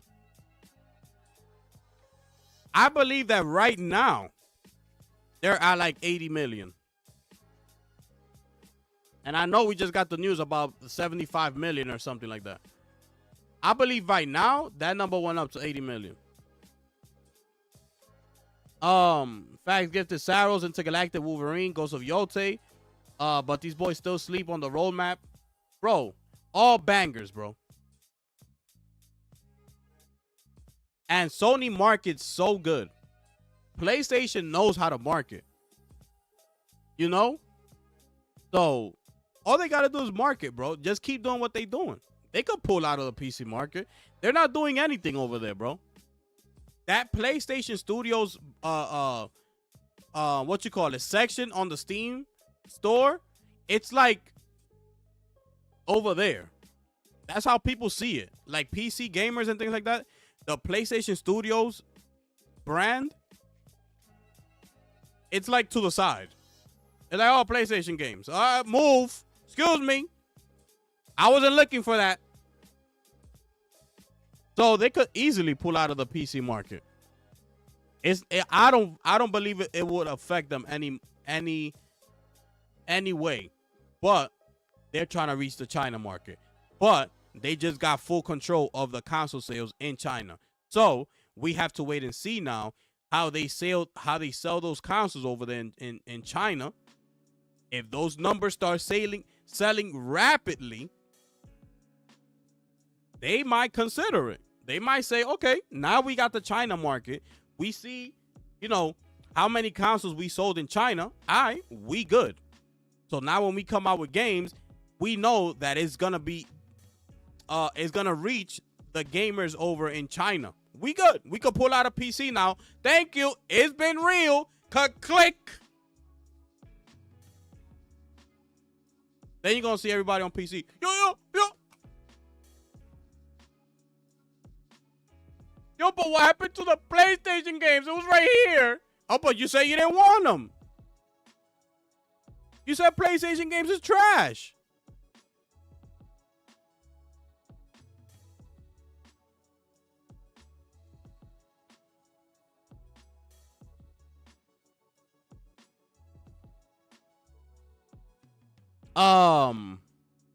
So they say here, hello world, it's a delight to meet you, and we're very grateful to be joining PlayStation Studios. Our studios is headquartered in Bellevue, Washington, with team members working both on-site and remotely throughout the US and Canada. We're a team composed not just of industry veterans who have shipped titles like Destiny, Halo, League of Legends, Fortnite, Roblox, and Rec Room, but also industry newcomers with fresh creative perspectives and skills. We are passionate about exceptional action-based gameplay, moment-to-moment game feel, and richy social virtual worlds. The LFG in Team LFG stands for looking for a group. Huh? What? We are driven by a mission to create games where players can find friendship, community, and belonging. We want our players to feel excited when they log on to discover their teammates already hanging out online. We want our players to recognize familiar names and to make myths and memes out of each other. What? We want our players to love remembering that one time where they pulled off that play that changed the whole story of the match, and we say on the team, that's that good stuff. What? I'm confused. We will make immersive multiplayer worlds propelled by action games that players can learn, play, and master for countless hours. We want to build our games with our communities, inviting players to be part of our development process through early access playtests. It is critical that we stay nimble enough to react to player feedback, not just in our lead up to launch, but throughout live service as we continue to grow the game and community for years to come. There it is. Live service, people. Our first game is team-based action game that draws inspiration from fighting games, platformers, MOBAs, life sims, and frog-type games. Players will inhabit a lighthearted comedic world set in brand new mythic science fantasy universe. We can't wait to reveal more. Till then, we'll do our best. Thanks for reading, Team LFG. That's it right there. Okay. It's a live service game. It has inspiration from fighting games, platformers, MOBAs, life sims. I don't know what this game is. I don't know what. Well, whatever. Anyways, it's a live service. This is Sony. You know, keeping their foot on the gas with live service games. I told you. This is it right here. This is it right here. They're going to continue until they figure something out. They're going to continue. Okay? Until they figure it out. Because that's what's making money right now. I told you. Why would they want to pull out of that? That's where the money's at. So they got to continue doing that. They have to. No matter if you like it or not. The numbers talk. They speak for themselves. There should be a 3 first-party games a year. Nah, they're saying at least one a year. They're saying. But I believe that, yeah, but I agree with you, Michael. There's a lot of teams. They don't have to be big AAA, titles from these developers. But if they split those developers into 2 teams under each team, each studio, they should be coming up with stuff, bro. Rockstar just convinced the masses to buy a PS5 console. Oh yeah. When once GTA comes out, forget about it. People are gonna have to choose. I want to play it on PlayStation or Xbox or potentially PlayStation 5 Pro. What you think they're gonna pick? That's why I felt it ain't worth the average PC gamer playing Banana and Dota ain't thinking about no PS games. Yeah, it's a waste of time and resource. I agree.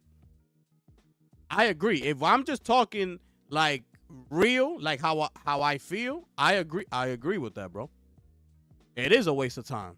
Ain't nobody waiting for PlayStation games on PC. They don't play them games. We've been talk about that. PC gamers don't play these type of games. The most popular GPU right now is a 3060 laptop edition, not desktop, laptop. It's the most popular GPU right now on Steam. Also, we got the charts with the screen resolution. The most popular one was 1080p. That tells you everything you need to know. What type of games people are playing the most on PC. Hard truth, Rise of the Ronin has better texture and realism than GOT in many areas. Ghost of Tsushima, okay. Many areas as well as more weapons and customization. I love Ghost of Tsushima, by the way. Okay. I never really got into Rise of Ronin. It's coming. Facts. What is this man about? Hexes. What's good, my brother? You rocking with the gifted one, my brother. I don't think you know. You understand what I'm saying? But appreciate you stopping by. Pretty sure you're going by now. That's why Ghost of Yote finna be better, Guru. Yeah, they spoke about Ghost of Yote. Yoshi came out saying that Ghost of Yote, like, basically get ready. Because it's looking like Yote's gonna be like 1,000,000 times better than Tsushima. That's basically how Yoshi was talking about it.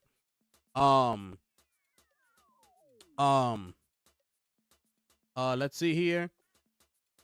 I think LFG rebooting PlayStation All-Stars. That gotta be Project Gummy Bears. This right here, it sounds like straight Project Gummy Bear action. That's what it sounds like to me. Inspiration from fighting game, platformers, MOBAs, life sims, frog type games. When you walk in, your friends already online, like having a good time. It feels like a social space, like I don't know, like Project Gummy Bears. That's what it sounds like to me. Like we in here having a good time, you know.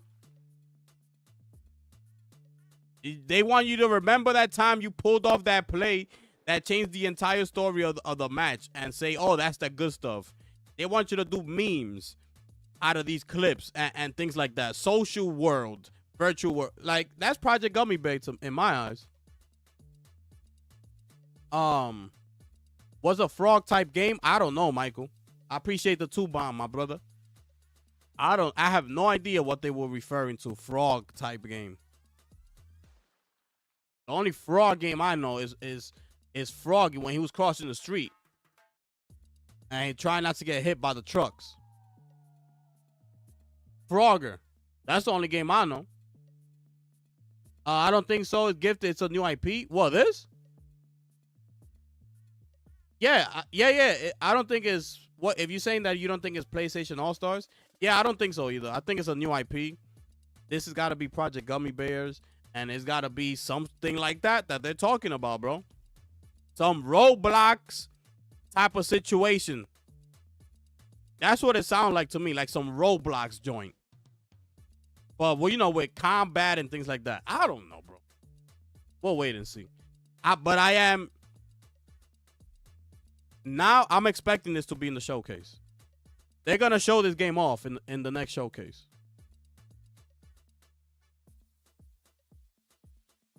I can see them using PlayStation characters as skins though, like Helldivers. That'll be smart. It'll be smart if they do PlayStation All-Stars. That'll be smart. You know? That'll be something good. Make it fun. Make it, you know, exciting. With the with all the characters of PlayStation and things like that. You know? Lunchi, what it do, my brother? I can see them using... Yo, okay, I already read that. Yup. We're about to do the wee woo facts. Digital finally did the GTA 6 breakdown. Oh, they did? Let me see. This better not be woke, man. Hey, listen, man. That's what it's sounding like. That's what it's sounding like, my brother. Sounding like it's about to be some woke stuff. Let me find it real quick. Make sure y'all smash that like button, man. Facts. This is an emergency gaming news show after that horrific gameplay from La Quimera. Unbelievable, bro. Unbelievable. Let me see here. Oh, tomorrow, remember. Tomorrow is the Mafia, the Old Country live stream. So make sure to pull up. Let me see. It's scheduled right here. It's scheduled for 2 p.m. tomorrow. Tomorrow's what? Thursday. Yeah. We good. So I'm schedule it and we'll be here. So that's 2 p.m. Eastern. Yep, right here. I put the notification on. I'm gonna schedule the stream a little bit later and we locked in for tomorrow. Mafia, the Old Country, people. We in there day one. You understand what I'm saying? Facts. Oh, look, Arc Raiders did a thank you to the Raiders. Hold up. Let's check this out real quick. Hold up. Let's check this out. Let's see what Embark Studios has to say for us. Okay. All right. 4K. Get it. On up. Bang. Bang. Myself a little bit. Let's get it.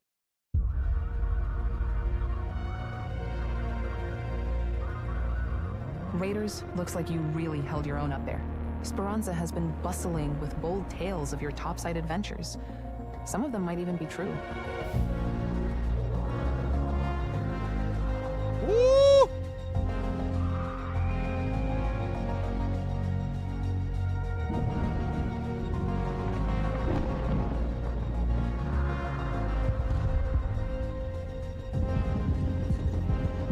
The Rattler? Reports of ARC activity in the area have decreased significantly, so take it easy for a while. Get some rest, stretch your legs, maybe take Scrappy for a walk. Just don't wander too far. Topside never stays peaceful for long. Thank you for playing with love from Embark. Oh my goodness, people. What? What?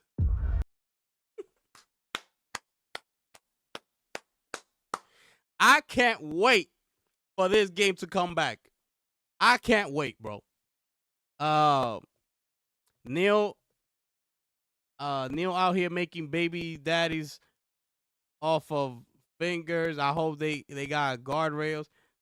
Bro. I'm gonna watch it tonight. I'm gonna watch the episode tonight. But yeah, man. I know what you're talking about. Yeah, man. Yo, shout outs to Embark Studios, man. Shout outs to Arc Raiders. The best extraction shooter that's coming out, bro. This is the game right here, my peoples. So when this game comes out, make sure y'all go and cop it so we can play. All the members, get the game and it's on and popping. You understand what I'm saying? We in there. All right. Let me go look for Digital Foundry. See what they gotta say. Oh, man. Shout outs to Embark Studios, man. What a phenomenal game, bro. Let's see. Yeah, man. Make sure you become a member, man. Because we gonna be live streaming, people. We gonna be live streaming that Arc Raiders. And we gonna get it popping for real. Where we at? Directive 8020 has a new trailer. Wait, Yakuza Director's Cut. I don't want to see that. Zukosis. I don't want to see that. Akimera has an official trailer. I'm good. Oblivion. Okay. Let me see. Let's take a look at that Directive 8090, whatever it is, real quick. See real quick. Yeah. All right, let's take a look at it real quick. Hold on. Where is it? Hawthorne? Sounds familiar. Okay. Okay. Let's check this out. This is Directive 8020. This is an official Samantha Cooper character trailer. The crew will be under immense pressure on this mission, so we need to ensure they're in a good place, both physically and mentally. That's why I'm here, to care for them.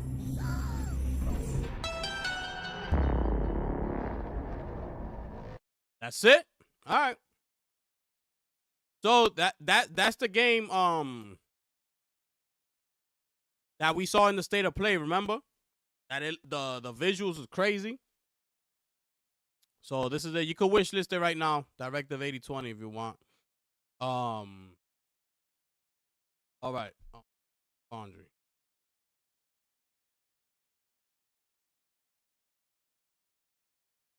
Yeah.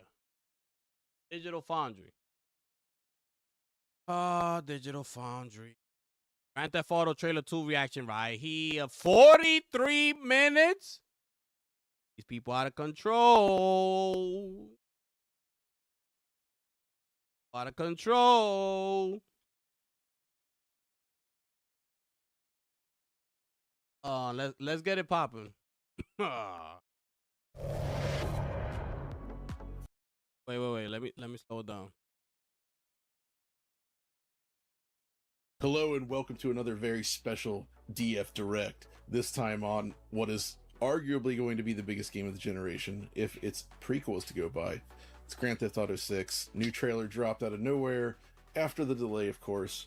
And naturally, we have to talk about it because we're seeing some extremely impressive technology, which, you know, given what we saw with Red Dead Redemption 2 last generation, I'm not surprised at all. But there is stuff going on here, I think, that sets sort of a new bar for what you can expect from open world gaming on consoles. But I'm not alone, of course. The men that will be doing a lot of talking today about this, of course, are of with me course, today. of course, of course. They gotta have your boy open here, Alex. Of course. First of all, Alex Battaglia. Yes, hello out there in TV land. This is fantastic looking, and there's so much to talk about. And we would be remiss, John, if we didn't invite Oliver Mackenzie along, right? Yes, 519 days since the last trailer, and I presume about 519 days since our prior recording on this topic. We're back again to talk about GTA 6. Ooh la la, folks. Ooh la la. So, I want to start with a little bit of factual dropping here. Fact dropping, if you will.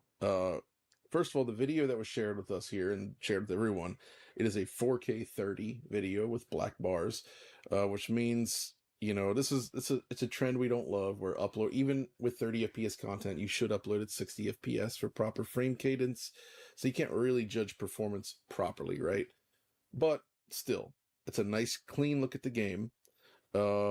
And it was also supposedly captured on PlayStation 5, according to the end of the trailer. Not specify the PS5 Pro. There's a ton of stuff. There we go. That's the sound I like to hear. Shout outs to my brother Michael West dropping another firebomb up in here. Yo, Mike, I appreciate you, my brother. You know what time it is. They need to stop using the words "best game of the generation." Well, for GTA 6, why? What's up, Mike? Stuff here to get appreciate to. You, my brother. Oliver, why don't you drop the resolution information on us first, so people have an idea of what kind of pixel counts we're talking, and then we'll get to the juicier stuff. Yeah, so in terms of the image quality here, like John said, this is apparently captured on PS5, and I do believe that most, if not all, the shots we're seeing here are probably in real time as well. So my initial counts came out at about 1440p, so did Tom's initial counts, and I think Alex's as well. But it actually turns out here we're dealing with some letterboxing. Now, the letterboxing is at a bit of an unconventional aspect ratio. It's actually 20:9, according to my counts here, with a 1728 pixels of actual viewable space on that vertical axis. And so if we do a bit of a calculation there with the ratio times the actual vertical resolution, it ends up at 2560 by 1152. Roughly that resolution there for the content in this trailer. In terms of the overall image quality here, it's a bit interesting because this is like the one area of the trailer that does kind of bring you back to Earth because it's clearly like being upscaled. Looks like using a spatial upscaler to my eyes, and I think to Alex's eyes as well. It looked kind of FSR1-like. It has that kind of curved radius around certain edges, especially like distant edges, fine geometry that kind of give it away a little bit there. There's some questionable stuff on the reflections, like some aliasing, some ghosting there. Hair is a particular sore spot. You know, between all the techniques they're using here, which I'm sure we'll discuss later, I'm sure there's a lot of detail for the TAA to potentially have to deal with there. Oh, and yeah. It does actually make this trailer seem a lot more realistic in terms of what they're delivering. That they're not delivering like some super crisp native 4K resolution at, you know, 120 frames per second with crazy image quality. That's not the case here. This is much more down to earth. Like, it looks fine enough, but it's also not really exceptional in any way. Yeah, I think it's worth noting, though, real quick, is that yes, the black bars in the trailer are indeed there for cinematics, but I think it's probably unlikely that the game will be black barred, right? Yeah, yeah. I mean, if it's anything like a lot of games, I just looked at Claire Obscured. That's a game that has 16:9 gameplay, but black bars for all the cutscenes on all the platforms. And some games even allow you to choose between it. It's like Star Wars Outlaws, for example. You can play the game in 21:9 if you want, even on console. But I imagine here this is just for cinematic effect. The game looks really cinematic. I guess another thing to point out is that all of this trailer, I wouldn't classify this as a gameplay trailer or anything like that. No. This looked like only cinematics from the game's various cutscenes. Like, you know, this is something that we saw in Red Dead Redemption 2, GTA 5, where a lot of the game is actually told through cutscene stories, not like where you're walking around and listening to people. And as a result of that, I think what we're seeing here, it will probably look better in some key ways than the gameplay whenever they do end up showing that off. And that's just mainly due to the usual things that you tend to see in in-game cutscenes for a lot of games, like the camera, the depth of field, hiding things the camera angle, making stuff look as good as possible. And one thing that I really wanted to point out is that we're going to talk about the lighting in the game a little bit later because it's cool. But the cutscenes can always make lighting look even more spectacular. And I wanted to show a good example of that. It's right at the beginning of the trailer. When you look at this guy at 16 seconds, this older gentleman whose name I forgot, but he's like walking towards the main character, Jason, from below. And if you look at him and you stop the camera there and you look at like the area around his collar on his like neck. So this game's going to have RTGI in it, and we're going to talk about that. But like, if you look at like where the sun is, it's coming from behind him, right? So, but if you look at his collar, there's 2 separate shadows coming from each side of his face with different colored lighting. One yellow and one. It ends up looking like a film set. Yeah, it looks like a film set. And, that's something to emphasize the detail of the model, to enhance the bounce light from below. For example, there should actually be bounce light from below, but it's probably coarser given constraints of real time. And that kind of stuff is found throughout all of the trailer. And it's just going to make the models and the materials look even better than they possibly could in game. Like the gameplay. And we'll have to see what gameplay looks like in the future. But for now, we're seeing like the assets at their very best at the moment. And that's something to definitely emphasize. To be fair, again, in gameplay, you usually don't get close enough to the characters where you'd appreciate the detail, right? You lose it in the detail of the resolution output on the screen. Yeah. Unless you're like super sampling from super high res, right? So it makes sense anyway. But yes, of course, like pretty much every game, what you see in gameplay is likely not going to match this level of detail, especially in certain areas like of the hair variety, which again, we'll get to. But Alex, you mentioned we were going to talk about lighting, and I actually think that's probably where we should start here, because it is a very beautiful, sunny depiction of Florida. There's a lot of both direct, indirect, and very like natural lighting in the scene. It does seem to use a proper like ray traced diffuse GI system here, and there's some scenes that really stuck out to me. Like there was this one here about 45 seconds when they're driving past the depictions of police brutality, where like you kind of catch that like evening glow bouncing off the wall, and it just looks, to me, that looks phenomenally great. And there's just a ton of examples of this in the trailer, right, Oliver? Yeah, I would say so. I think that like all throughout this trailer, in almost every shot where you get a kind of that sense of that indirect diffuse lighting there, it looks really fantastic, and that's particularly obvious in the characters where you can see some of that bounce light, like Alex pointed out, at about 16 seconds. There's also another shot with that same character, I think, later in the sequence that shows off similarly good bounce lighting there. But again, I think that there's a problem here because we are dealing with exclusively trailer shots. Like it's a little bit tough to say exactly how good this game's GI presentation would look during gameplay, for instance, because like if you go back to a game like Final Fantasy VII Rebirth, which obviously we had some critiques of that game's real-time, indirect lighting there during gameplay. If I just cut together 3 minutes of Final Fantasy VII Rebirth cinematics, you'd think, oh, the GI is great in this game because they're faking it all right in those cutscenes. They do such a tremendous job in those cutscenes. So in this case, I do think that they'd have a systemic solution. I do think they have an RTGI solution, probably a per pixel RTGI solution. It does look really good and really high quality and consistent throughout. But exactly like... Yo, my man.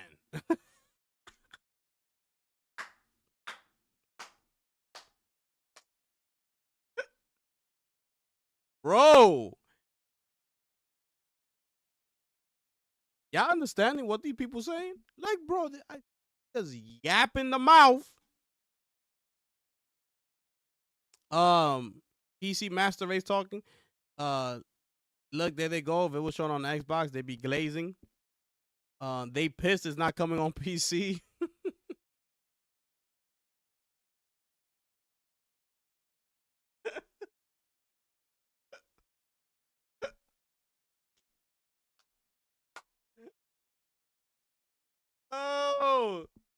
Oh man, this is crazy.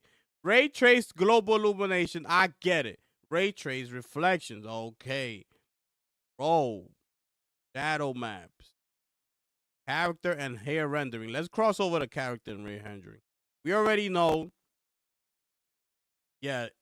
Oh yeah, this is when it gets good. So let's cross to character and hair rendering. We already know it's gonna have ray trace, global illumination, all this, the reflection, everything, right? So we already know all that. Let me go. Let's go here. See what they talk about here. I would say. But I think one of the most Facts. impressive elements in this entire trailer and something that we really liked is like the gigantic upgrade in character rendering. And there's many different facets to discuss on this, but I think the one that I want to start with here is the hair rendering, right? Like that is just, my goodness. When she steps out of prison, Lucia, and then I think my favorite is like right around 1 minute and 11 seconds, right as she's mounting Jason in the bedroom. Oh boy. They are ready to go. You know, she whips him around and you see her hair fly up in the air, and just the way that all moves is extremely impressive and natural.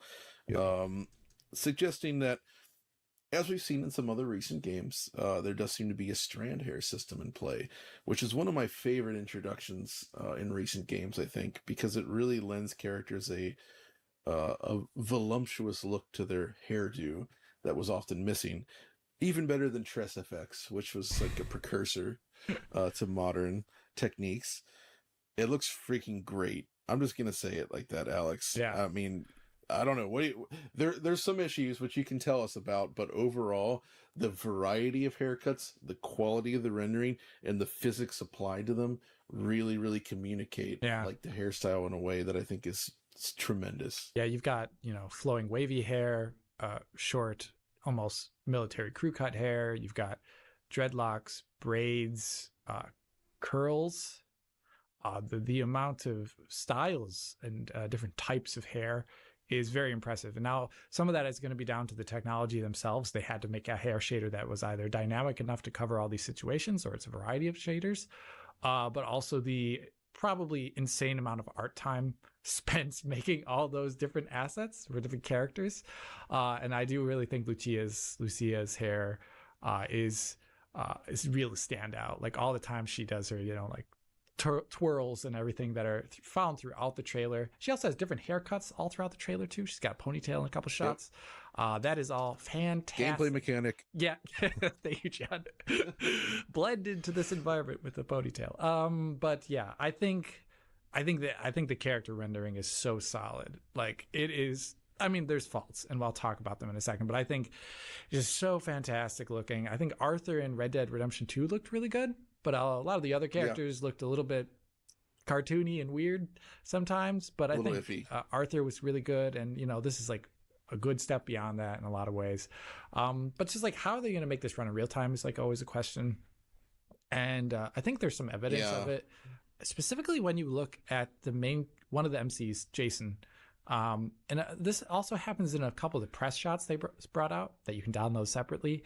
But if you look at like this shot here at 138, he's in the foreground, the focus area of the camera shot. So you shouldn't actually expect depth of field at the layer of where his face is. It's behind him and maybe in the foreground on like very close objects that you don't really see in the shot. But if you look at his hair, you can see that it looks like lower resolution or softer than the rest of his features. Now, this is something we've seen in games where whatever they're doing to render the hair is actually done at a lower resolution than the game's internal rendering. And I imagine that would be a good way to keep its cost down, but it would make it look, depending upon like how far away the camera is and all these things, it would make it look softer and potentially more alias than the rest of the presentation. Another thing that we obviously don't know, this is all cutscenes. You can have like up to like 4 to 5 characters maybe using this in a cutscene, but what about gameplay? And like, this is an open world game, so you can see like there's been shots with like hundreds of people. I would be really curious to scale, or at least multiple dozens of people. I'd be really curious to see how this scales at a distance, and also when multiple people are congregating together, if it flips to some other type of hair modeling, or if it has some sort of cool scalability that we haven't seen yet. We can only guess, but I would imagine it would be applied to main characters at all times, and probably that's it. But that sounds reasonable, actually. Maybe it's scalable enough where they can apply it to dynamically, depending on the scene load. I'm not sure. Yeah, but that reminds me a bit of the hair in the new Dragon Age game. Bro, these people are going to be eating when Grand Theft Auto 6 released. They're gonna have so much content on Grand Theft Auto 6. It's not even funny, bro. Veilguard, where I think they published a technical blog and they said it was like using up 6 milliseconds of frame time. Their It's huge. It's a lot. to apply it to like the whole party at once, which is like, I don't know, to apply it to, I think up to 8 characters in the scene is what they said, something like that. So there is a considerable cost here. And I would expect, yeah, maybe they just use like hair cards past a certain point, you know, that would be perfectly reasonable. Exactly. Although in the earlier trailers, we did see like a number of characters in those scenes having this strand hair system. So, but again, who knows exactly how that applies to gameplay. Yeah, the hair just looks so good. One shot in particular that I wanted to highlight here is the shot at 136 where Lucia is kind of twirling her hair there, the long flowing hairstyle. In most games with like good looking hair, you get very constrained hairstyles, or you have hair that behaves in a very unrealistic manner when you apply kind of physical forces to it. Here, they're really giving you an enormous amount of variety. Just in Lucia's hairstyle, like you're getting her hair in a ponytail, her hair completely free-flowing, her hair kind of partially in a ponytail and partly free-flowing. They're really not afraid to give you that kind of flexibility and that kind of nice physical response there. And also just like the hair rendering in general, like certain kinds of hair that are hard to do in games, kinky hair in particular, and afros. Like there's one shot with a guy with a big afro, and you really get that sense of volume as light is kind of spreading through a large mass of curled hair. This shot is crazy. And there's so much attention that's just gone into the hair above and beyond everything else. Because like I could talk about like how great the physicality of the characters is. I could talk about how great the like specular this is response crazy. is, how all that looks super good, and how it like, changes depending on if they're sweaty or not. Yeah, the Sweaty. sweat. I saw too, the that- sweat thing. That was cool. It's like this really crisp, nice sweat, and also like there's one shot where you can see this guy Crisp, nice sweat who's being held hostage, and you can see kind of the sweat is leaving this irregular pattern of like a specular highlight on his face. And I'm like, that looks so good. That's so realistic. Yeah, it just looks super impressive here. And yeah, the character rendering and especially the hair rendering is really top-notch stuff. Man, and just like on fluid motion, I actually think they do a really good job with like simulating cloth, like wearing clothes, right? Like the actual shirts and the different clothing, especially like the baggier stuff, it actually seems to like move independently to some degree, like just some secondary animation on it in a way that makes it look like it's actually like a piece of cloth layered on top of them rather than just like part of the model, right? Yeah, it looks good. Which is unusual and cool to see. But I actually think the best aspect of the hair, it's the arm hair. And there's a lot of arm hair in this. I don't think I've ever seen so much detailed arm hair. Yeah, we've seen they arm did a hair, good job like, with has that. textures. We've seen arm hair even like I was looking at Death Stranding 1 the other day, and there's scenes where they show arm hair in that as well. But the arm hair in this, it gets 5 out of 5. DF recommended. Arm hair tech. Yeah, as someone who has intimate knowledge of arm hair, I think it's really well done.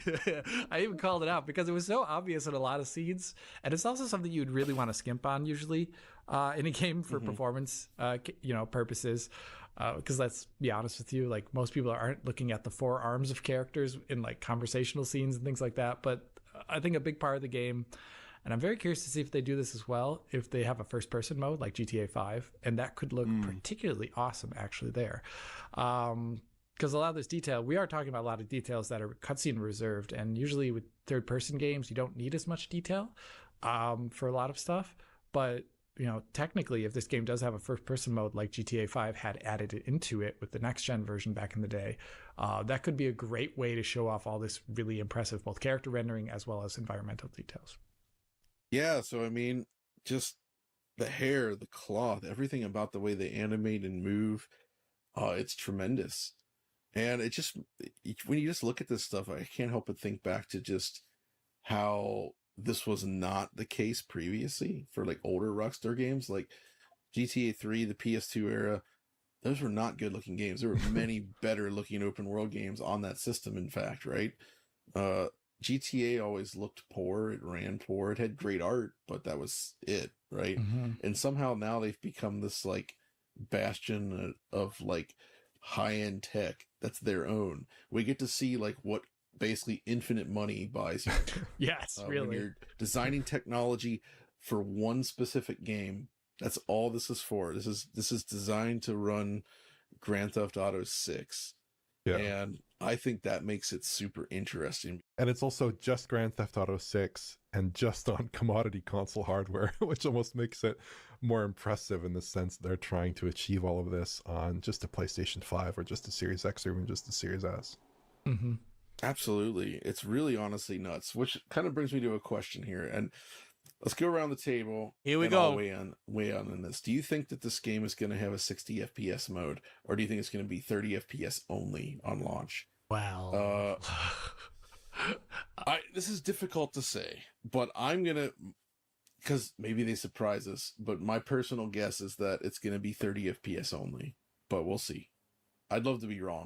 Alex. I would love to be wrong too, but there are just some things that they can't cut. I don't think, like for cutscenes, what they could do, like they just keep them at 30 and they turn on extra features for them. Games have done that since for that's a good ever. point. Yeah. But you can't get rid of RTGI. It's inherent to the way the game works. Even getting rid of RT reflections potentially could make scenes look quite a bit different if the game was artistically designed around them. And they're all throughout the trailer here, so they obviously have made them as a part, a purpose part of the gameplay. And, as soon as you have RTGI, a massive open world, those things tend to not run well at 60 FPS. So I kind of don't. I mean, we're also looking at, in terms of the resolution of these cinematics too. We're already looking at something that is, it's like higher res than 1080p, but it's not a whole lot higher res than 1080p in some aspects. And then you have to talk about crunching that down to 60 FPS. Like, what type of resolution would we running at there with an FSR 1 upscale? Would you even want that level of resolution at all as a game designer that you design this game? Would you really want that like FSR 1 look to your entire open world game, especially as a default mode people would play on? And historically in the past, all of the games have released at 30 FPS since, or even lower than 30 FPS since, I don't know, when was it was like Table Tennis. Yeah, Table Tennis is a 60 FPS game. There you go. That was a fantastic looking game though. Yeah, I think everything points to this being a 30 FPS game, maybe with a 40 FPS mode on some Oliver systems. I'd agree completely with Alex. The only wrinkle I'd add in is that, well, if you're preparing a Series S version, do you just take the settings there and say, could we run this on PS5 or Series X? Oh my goodness. Could we run it at 60? Could we just run it unlocked? What could we do with that? I can imagine some very smart minds at Rockstar might be contemplating that question. But no, I would expect it to be a 30 FPS game, absent maybe some modes that are unlocking the frame rate slightly. Although who knows? I mean, I know that like in these cutscenes, there are sometimes some animation issues in these Rage Engine titles. Right. I don't know if that would be the case here and if that would interact unfavorably with like an unlocked frame rate. I did note maybe some animation pacing issues throughout this cutscene sequence. I don't know if you guys noticed that as well. Some slightly uneven movement there. Yeah. So that could possibly be an issue as well. They might need to constrain things for. I think that's fair to say. You think it's too big for Switch 2? I don't know. Yes. I'm sorry. This is probably too big for Switch 2. Everyone's going to hate me in the comments for saying that, but like we have to be really realistic. This is some of the best real-time rendering we've ever seen. I don't expect a Steam Deck to run this. I don't really expect a ROG Ally X to run this. You know, like we have to be really realistic about this kind of stuff. Just the CPU side of it too. Like the Switch 2 has got like a CPU with a fraction of the horsepower of the Zen 2 CPU core cluster, and I mean, even if you could fit it on the Switch 2, like let's say you were to strip out the RTGI and have like kind of miserable looking lighting and have poor quality reflections and things like this, would that be a version of the game that you actually wanted to play?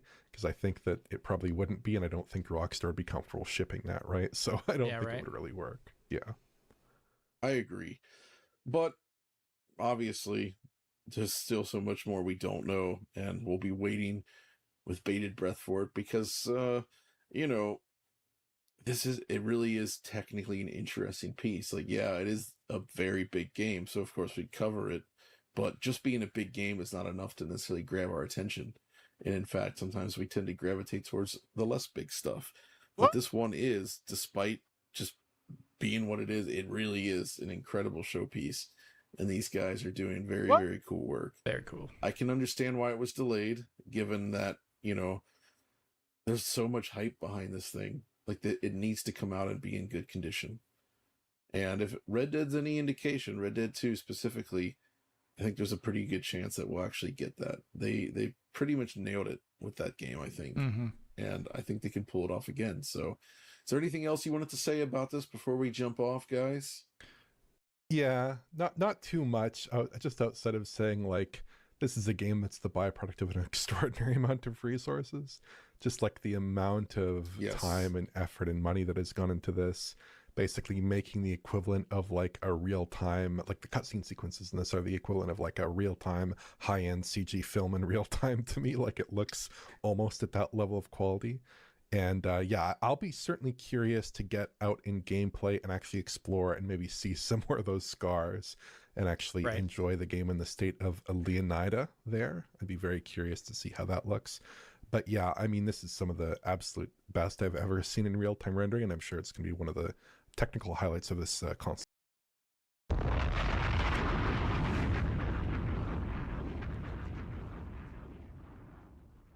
Finish him.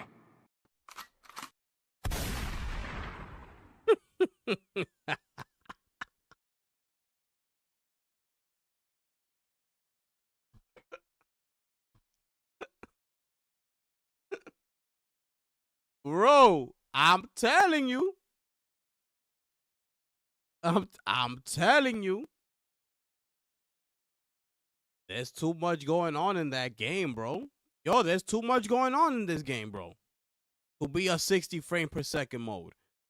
And it's like he said, like, bro, if they implement a 60 frame per second mode, we're gonna be getting Series S visuals.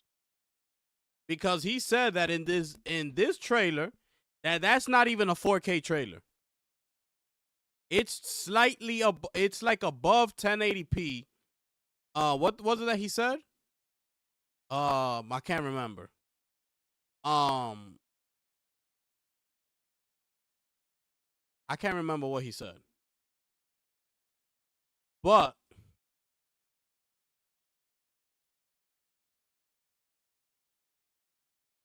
it's a lot going on. So that's what I'm saying. Like, I don't know how this game is going to run on a console, bro, at 60 frames. It's just very, very difficult to do. Like, there's a lot going on. This is going to be CPU intense to the max. This is going to push every piece of hardware that's out there is going to push it. And it's going to push it to the max. So, I don't know how this gets done. Like, I don't know, bro. I don't know. He said this trailer is not being ran at 4K. So, and this is at 30 frames, and this got to be the quality mode, right? So, just imagine that. We're still not even at 4K. So, imagine what they're doing at 60 frames. It's going to drop like crazy, bro. It's going to drop like crazy. So, let's see what happens. Let's see what happens, man. But that don't sound too good. That didn't sound too good. You know what I'm saying?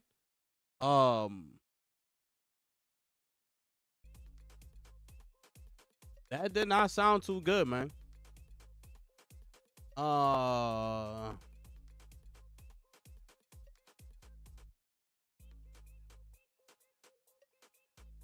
If we get 40 frames, like he said, on the Pro, I'm pretty sure that'll be fine for a lot of people. But it got to be a locked 40. I'm pretty sure that'll be fine with a lot of gamers. Yeah, I hope Mark Cerny. Yeah, I hope so too. I hope Mark Cerny proves everybody wrong, bro. I hope so. Cause listen, Mark Cerny proves people wrong. Oh man, we're gonna have a party up in here. Facts. Series S is getting skipped. It's probably why it got delayed in the first place. I feel like the pressure is on. I feel like they getting cold feet and they delayed it. A lot of the developers came out already. Not even that they got cold feet. It's just the fact that they feel like the game ain't ready. If they release it, the developers came out and they said they feel like they're being rushed. You know? They feel like the game is not ready to be released yet. They're rushing them. To have a fall release, they feel like it's rushed. They need more time. They need more time. So, you know, give them more time. You know, give them more time. So that's all we could do.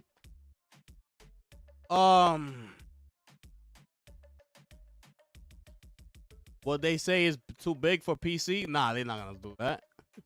We got 5090s out here, bro. With multi-frame generation, transformer generation. All that matters is what our eyes are all under the hood. Metrics don't matter. Magic is on the way. Facts. That's all that matters. If it looks smooth to you, it's running good in your eyes, you good with it, then that's all that matters. That's definitely all that matters. You know, all this metric stuff, that's just them doing their job, right?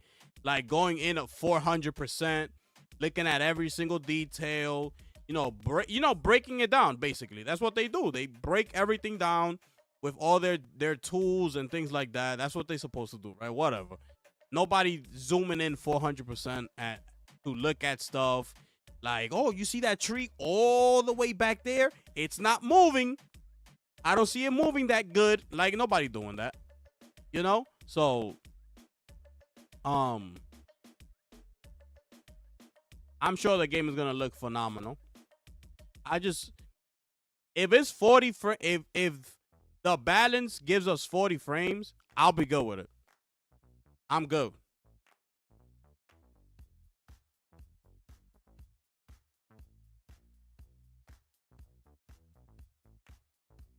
They only talk like that because it was captured on PS5. Well, they'll talk different if it was on Xbox. I'll bring the blunts. It's gonna be a party. It's gonna be a party. Facts. They always delay a GTA game. Yeah, but this right here is different. This is the most anticipated game. That's what people gotta understand. There has not been a game this hyped ever. So much weighing on the shoulders of GTA 6. You know? The entire gaming industry has eyes on you. You got to understand what type of pressure that is. You know? When you walk in a room and everybody is just looking at you. That's the type of pressure they're dealing with. So they got to get it right. So if they need to delay it for until another year from today, delay it another year from today. You have to. Because you don't want to do the whole coming out just because you told people that it was in the fall and you want to keep that word. And even though the game ain't ready, you don't want to do that. Because all you're going to get is people out here talking trash about your game and it's just not going to end good. Why even go through that? We've waited this long already. Just delay it. We're still, God willing, we still here. We buying the game day one anyways. It don't even matter. You understand? Like, it don't even matter if the game is 30 frames. I don't care. I'm still gonna buy the game day one. It doesn't even, they don't have to show me nothing else. I would love to see some gameplay, of course, because we know we've been hearing about this game for so long, and who doesn't want to see gameplay? Everybody want to see gameplay, you know? But it's not like I'm not gonna get the game the first day it comes out. Digital Deluxe. I'm getting the deluxe version. Oh, like it's already signed, sealed, delivered. That's it. So, you know, do what they gotta do what they gotta do. Next 2026 is gonna be crazy, bro. Saros, oh my. Intergalactic, oh. GTA 6, oh. Potentially Wolverine, oh.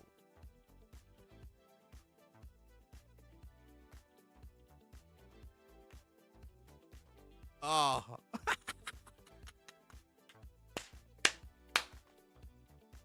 Yes. It's going down next year, people. It's going down next year. Just like it's going down this year. 2025 ain't no joke. 2025 has been incredible for gaming, for the gaming space. 2025 has been unbelievable. You know?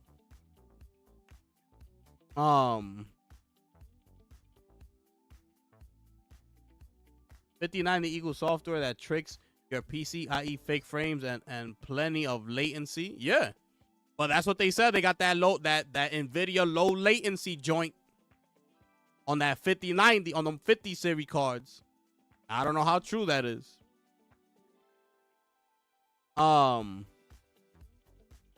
They delayed it to raise the prices. Realistically, by the time GTA 6 comes out, Xbox, PlayStation, and Nintendo will have games at $80.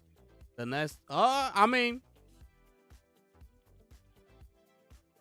that could be true, but I honestly feel like it's crunch time. You know, I honestly feel like it's crunch time, bro. You know, this is when you start to get cold feet. You start to like, oh, are we actually doing this? Like, you know, when you plan on doing something and you're not so sure about it, and that the moment is here, and you're like, yo, am I actually gonna do this? Like, start overthinking, you start going crazy. Like, they're in that moment, bro, and rightfully so. Like I said, they have the entire gaming industry looking at them. There's no bigger game than this. It don't matter what game it is. Even from Naughty Dog, there's no bigger game than Grand Theft Auto 6. So, and they know that. And Strauss Zelnick knows that. Rockstar knows that. Everybody knows it. So, that's what I feel. Like, bro, they're like, yo, hold on, let's pump the brakes. Let's make sure we got everything together, man. We need another year. Like, fall is way too close. You know, we're going to have to start. If it's in the fall, they're going to have to start, ramping everything up. The marketing, they're going to have to start showing some gameplay pretty soon. They're going to, start showing, all the marketing, the ad campaigns and things like that. That needs to be ready, like, now. If the game is coming out in the fall. All that takes time. So all that needs to start, like, be ready right now for showing.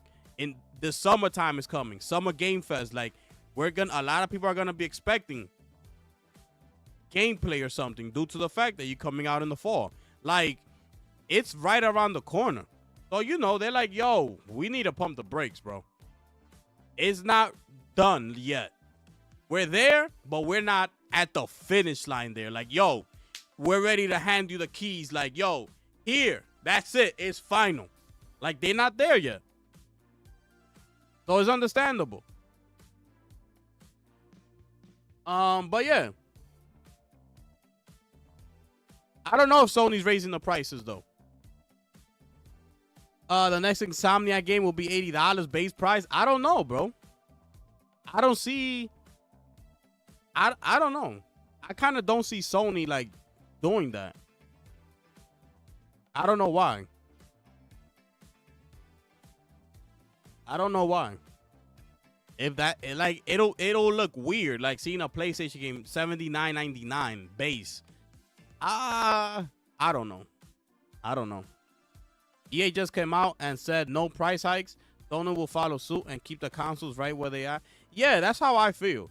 I feel like they're staying at 70. I don't know how $79.99 on the PlayStation Store for Ghost of Yotei and all this, like, I don't know. And if they do, that's a risk that Sony's taking. Because I don't know how that's gonna play out with a lot of people. I don't know how that $79.99 is gonna play out with a lot of people, honestly speaking. You know?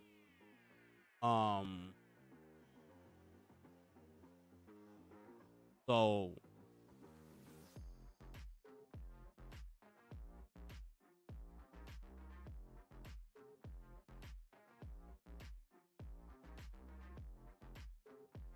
I'm in there day one anyway, bro.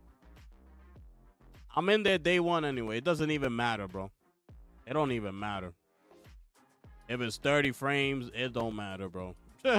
and listen, man, there's nothing we could do about it. You know?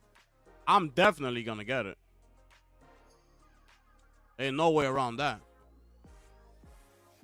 I gotta get it. You know what I'm saying? I got to.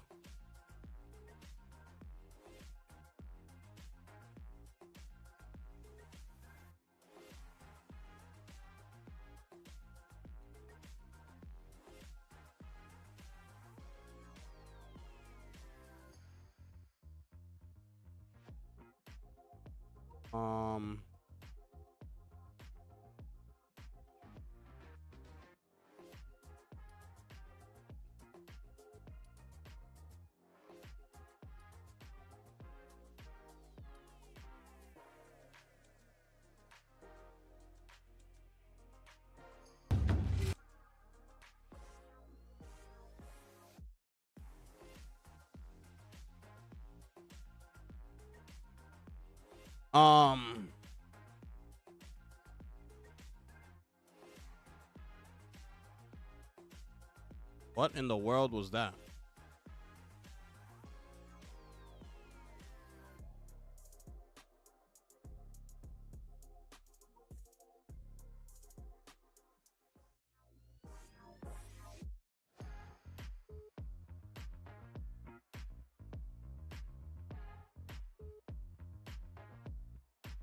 Let me see here. They have no need to. They may go the opposite way. They already dominating the market. Deluxe edition are already $10 cheaper, giving more content than usual.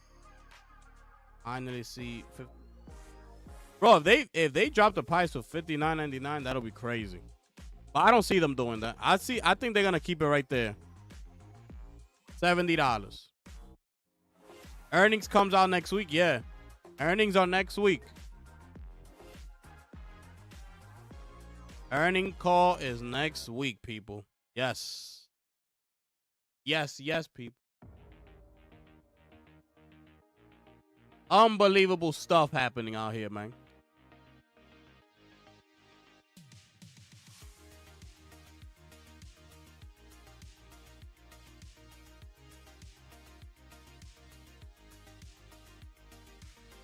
Come on.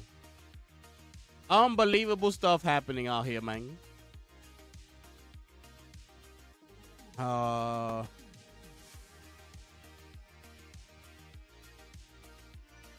Make sure y'all go sign up for the Arc Raiders when they come back.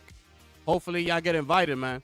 Those of y'all who haven't done so already, make sure you go to Embark ID and go sign up for the beta for when they come back out. Rematch, they sent me an email. They coming back out.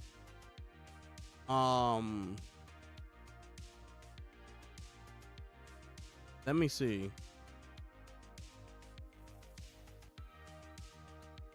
When did they send me that email?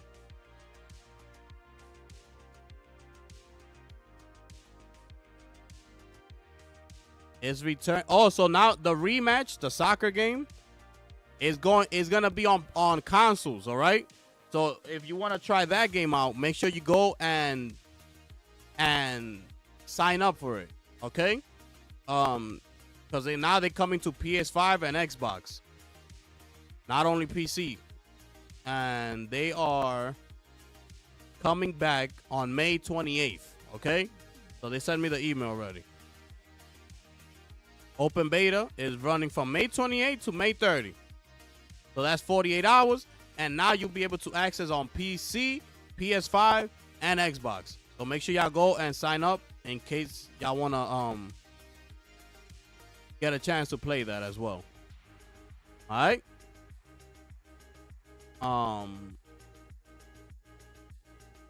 Yeah, that showcase is coming, bro.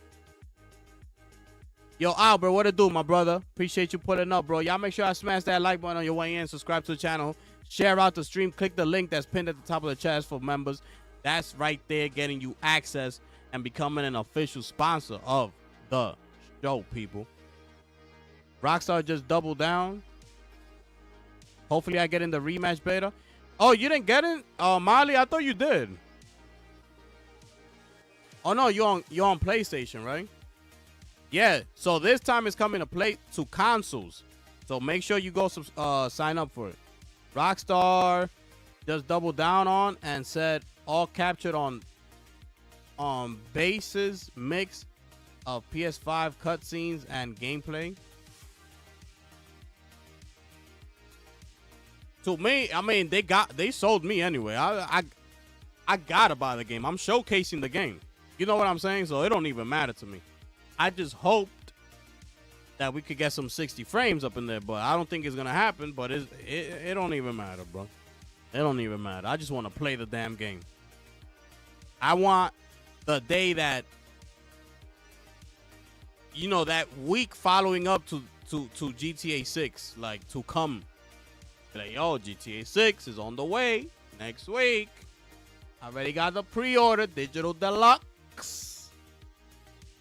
You know, they're going to throw in some outfits in there for the deluxe edition. It's going to be crazy. I will buy an $80 game, $80 for God of War, Insomnia game, and Horizon.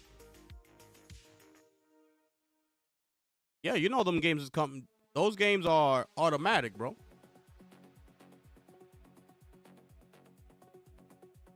You see it, Guru. I still can't believe it's running on base.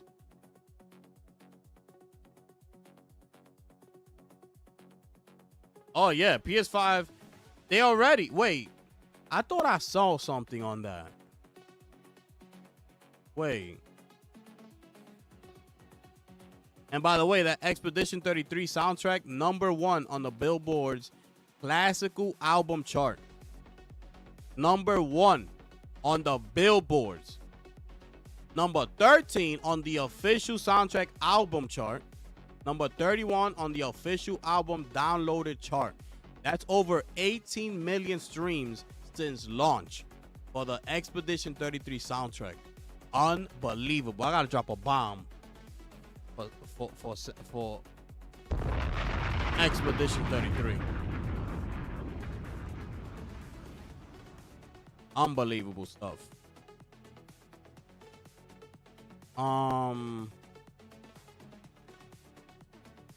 Marathon is doing something tomorrow at 4 p.m. Eastern, where they'll be discussing what's next for the game. So we might...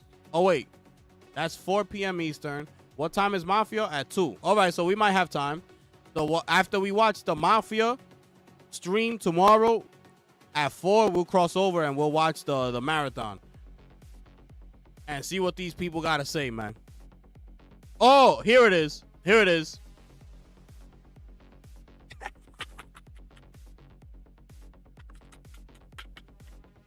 Yes, sir. Yes, sir. Here it is, people.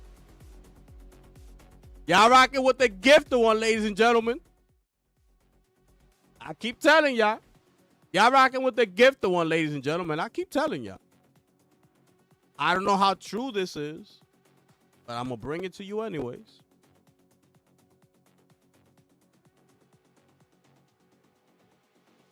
See that right there? See that right there?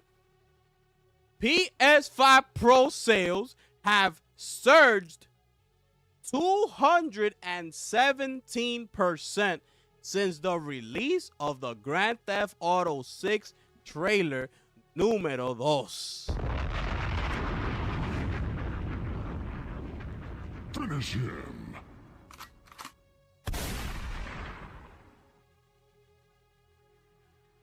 Y'all make sure I smash that like button, man. Y'all rocking with the gift one today, ladies and gentlemen. There it is. There it is. There it is. Ba-da, ba-da, ba-da, ba-da, ba-da. There it is, people. There it is.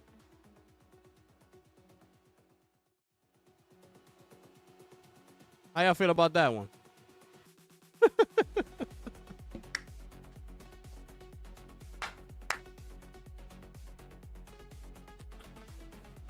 I mean, listen. You know PS5 Pro is going to give us something extra, bro. That's on PS5. The Pro is definitely going to give us something extra, bro. Something. We just don't know what. To what extent. But it's going to be something extra, bro.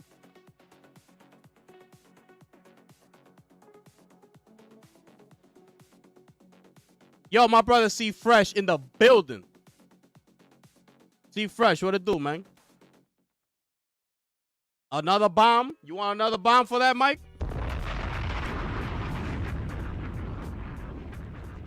Listen, man, I told ya. Finish him. I told ya, don't worry. Just wait. Remember I kept saying that before? I said, yo, don't wait. Relax. Just wait. Just wait. Take a chill. Sit back and relax. When all these games start popping out, GTA 6, Intergalactic, Saros, Wolverine, but especially GTA 6. I said, don't worry. Don't worry. PlayStation is working with Rockstar. Don't worry. They're going to have the marketing rights. They might have some pro enhancements in there that might shock everybody. Wait until those details come out. When they finally drop, like what every hardware is gonna do, and when they bring out the PS5 Pro details, just wait, just wait. You're gonna see. You're gonna see. Man, Xbox. Did you see that Xbox handheld? But hold up, cause I gotta go pick up my daughter real quick. I need like 15 minutes and I'll be right back. So I might leave y'all with this loop right here until I come back. But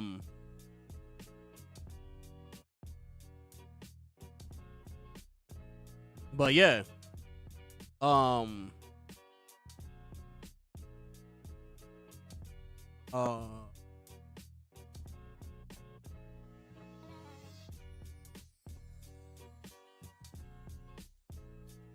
We'll talk about this when I get back. We'll talk about this when I get back. You understand what I'm saying? Talk about that when I get back. People just buying PlayStation 5 for GTA 6. That's what's gonna happen, bro. That's what's gonna happen.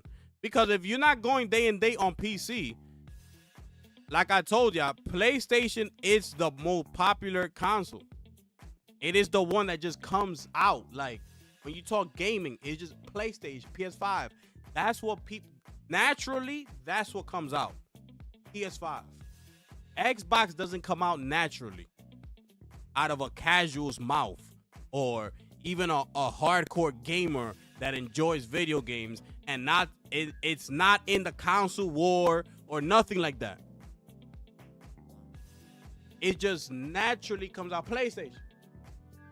Yo, what console you got? PlayStation. You don't hear no play. Yo, what console you got? Xbox. You don't hear that. You don't hear that. What game was that? This right here. Burning Sword. Death Sun. Burning Sword, Death Sun. I'll be right back, y'all. I'll be right back. Give me like 15 minutes. I gotta go get my daughter. Y'all keep it locked in. We're gonna talk about that damn what you call it, handheld.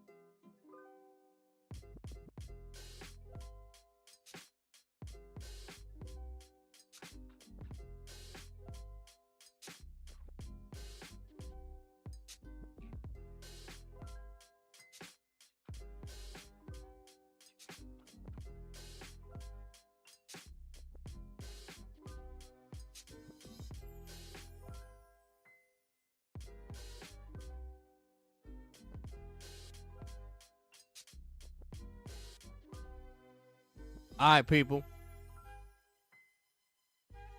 We back. Appreciate y'all waiting for me. Hopefully y'all saw some nice little trailers here. You know? My brother Mike signed up for rematch. Nice. Hopefully you sign up. Did you sign up for Arc Raiders? Make sure you sign up for Arc Raiders, man. Because that's the one right there. That's the one. Ooh, I forgot about this. Man, I forgot about this, bro. I can't wait for this game.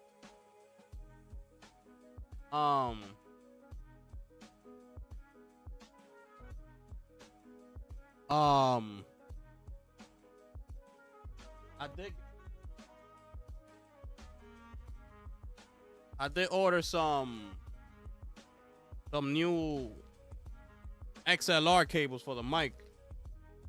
I want to see if it's the issue with this mic, well, I mean with the cord or the receiver. Because if it's the receiver, I might have to take it back to the Micro Center.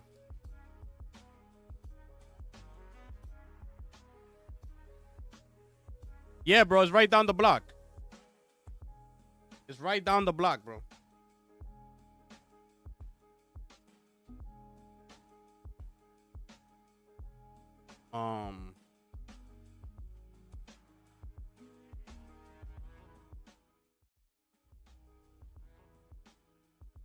So I got me the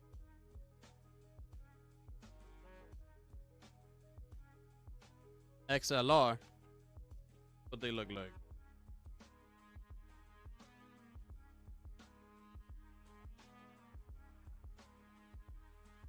Quality.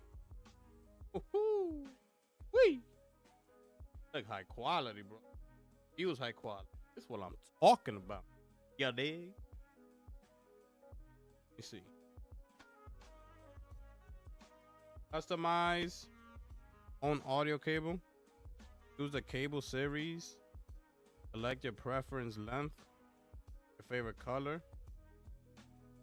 How do we do all that? These are just cables.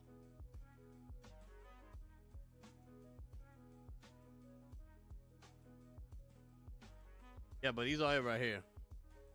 They got that what you call it?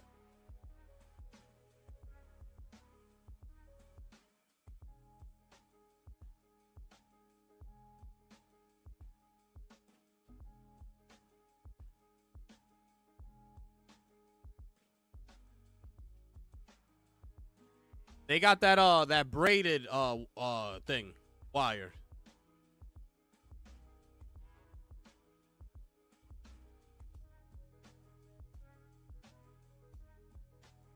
Whatever. And it got, these are the tips. These are the tips right here. These are the tips.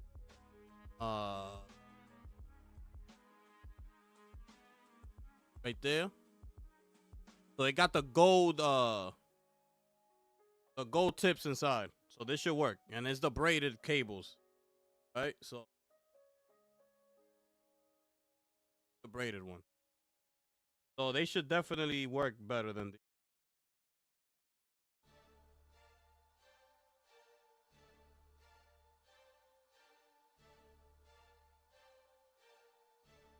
Let me switch them right now.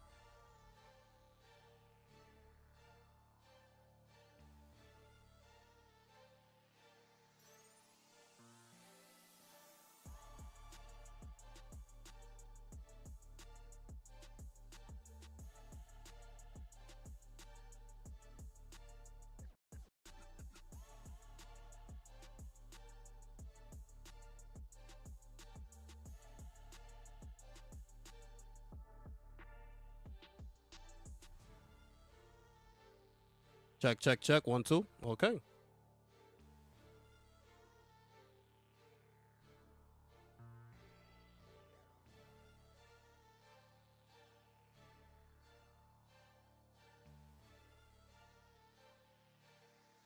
All right, we back, people. We back, people. So that was just it right there. Got me some new cables real quick.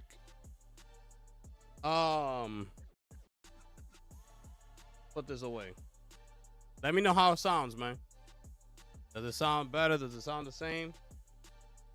Hopefully it sounds better.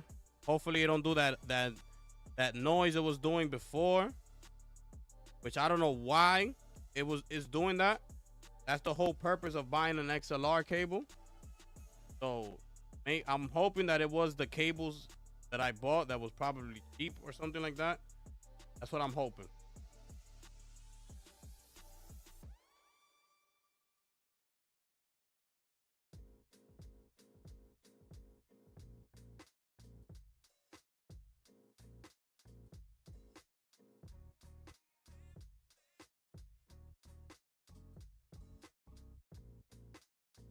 All right, we're back. Sounds better so far? All right, cool. Appreciate you, my brother.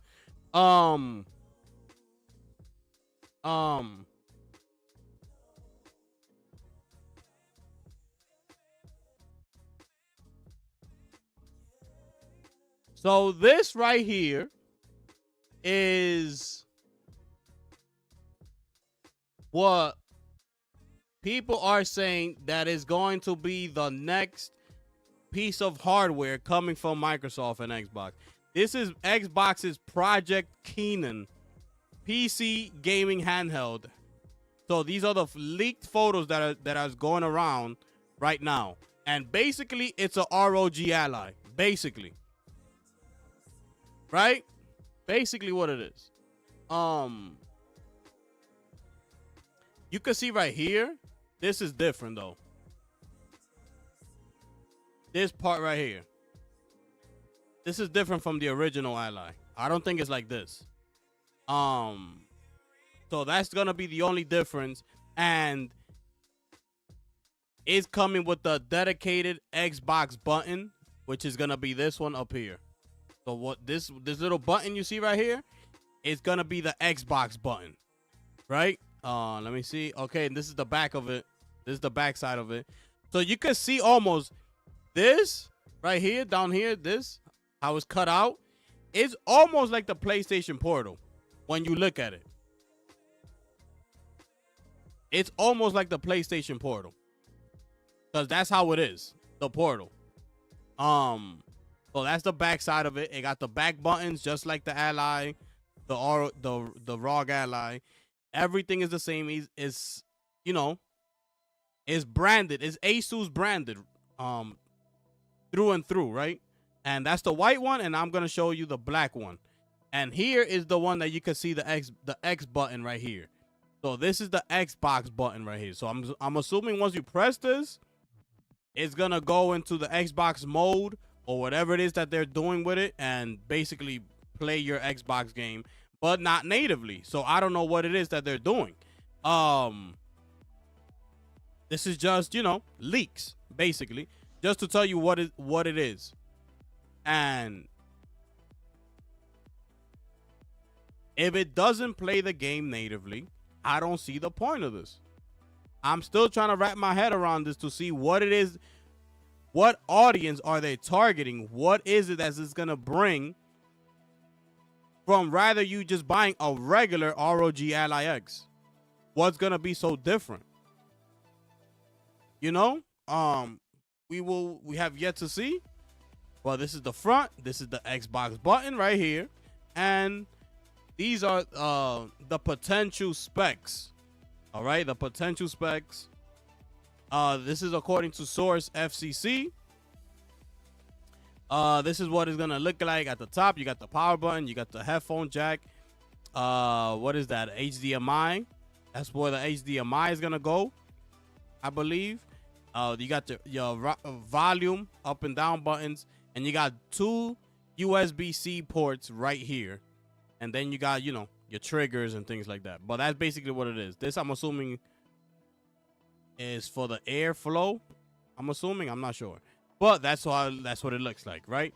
So you got here 2 versions. It looks like this is going to be the more expensive one as opposed to the white one, which looks like it's going to be the more, you know, cost, that ones that cost less. So you see here the black one with the Xbox button. It's called the ROG Ally 2. That's what they're calling it right now.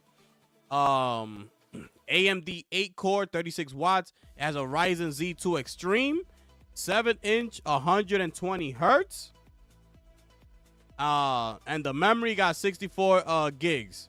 LPDDR5X. That's what it got. The white model is less, right? AMD 4-core, 20 watts. AMD Aerith Plus. It got a 7-inch, 120 hertz, and no talks about memory on that one. So, you know, it looks like they're going to have 2 versions of it. One is going to be the white one, which is going to be less, and then it's going to have the ROG and the ROG Ally X, basically. 2 of them. With a dedicated Xbox button. That's basically what this is. It's nothing like, from what I'm noticing, it's nothing that's, you know, an Xbox handheld. It's nothing like that. This is Xbox partnering up with Asus. They went and they decided, yo, we're going to give y'all some money. Can y'all put a dedicated Xbox button on your next handheld? And we could work something out. Basically, that's what it is. That's basically what it is.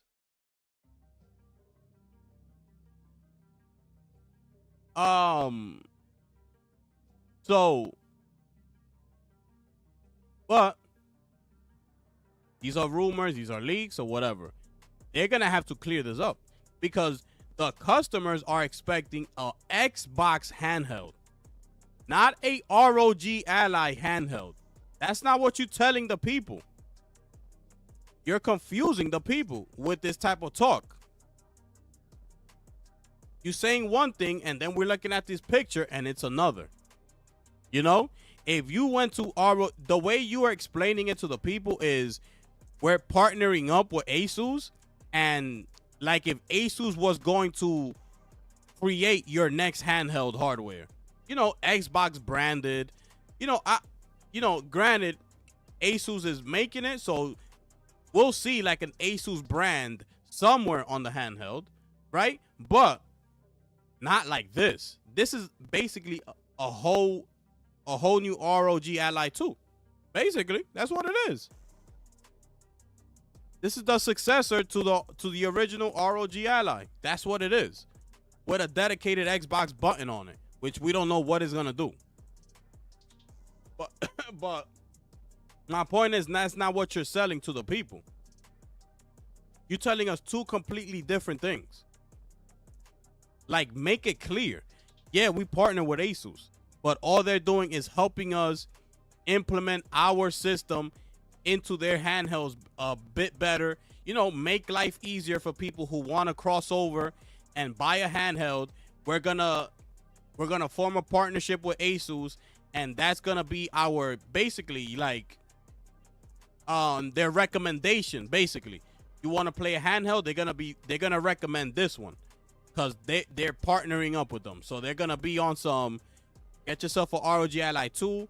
It has an Xbox dedicated button where you're gonna be able to access your library, blah blah blah, whatever. That's what it's gonna be. Instead of Asus making a Xbox branded handheld specifically, you know, for its fans, which what we thought it was gonna be. And now looking at this, that's not what it's gonna be. Absolutely ridiculous.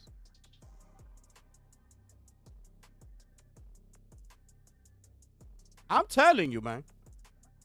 This marketing thing is it's unbelievable. You know, it's unbelievable how these people do things. You know, and I'm just speaking as a regular consumer, I'm not even trying to hate. I'm not speaking as no hater or whatever. No, I'm just talking about what I'm seeing. And that's what I'm noticing. You basically went to Asus and was like, yo, can we cut a deal, please? Can you please put a dedicated Xbox button? Because Xbox is everywhere now. And a lot of, we're seeing a lot of handhelds out there. And, it's becoming this new thing. Everybody's getting a handheld, even though the numbers don't say so. Okay? Even though the numbers don't say so. You might see all this online. But when you go look at the actual facts, that's not what the facts are saying. But anyways, the only one that's actually showing it is the PlayStation Portal, which is a tremendous piece of hardware from what we've been told. But that's what this looks like. Y'all went over to Asus. Can you please partner up with us and put a dedicated Xbox button and does this? And in our marketing campaigns, we'll show your handheld. You get what I'm saying? This is going to go both ways. So when you showcase it, let the people know that it has a dedicated Xbox button and whatever it's going to do. And then when we do our campaign ads, our marketing strategies and things like that, and and we do the whole Xbox is everywhere, we'll only show your handheld, this one, because it has our dedicated Xbox button. So what we're gonna want our customers to buy your handheld. We're only gonna be marketing yours, not the Steam Deck, not the Lenovo Legion, the MSI Claw, none of those. We're only going to promote yours. So this is going to go both ways. That's what I see. And if you see something else, then you let me know. But this is just what I see from this.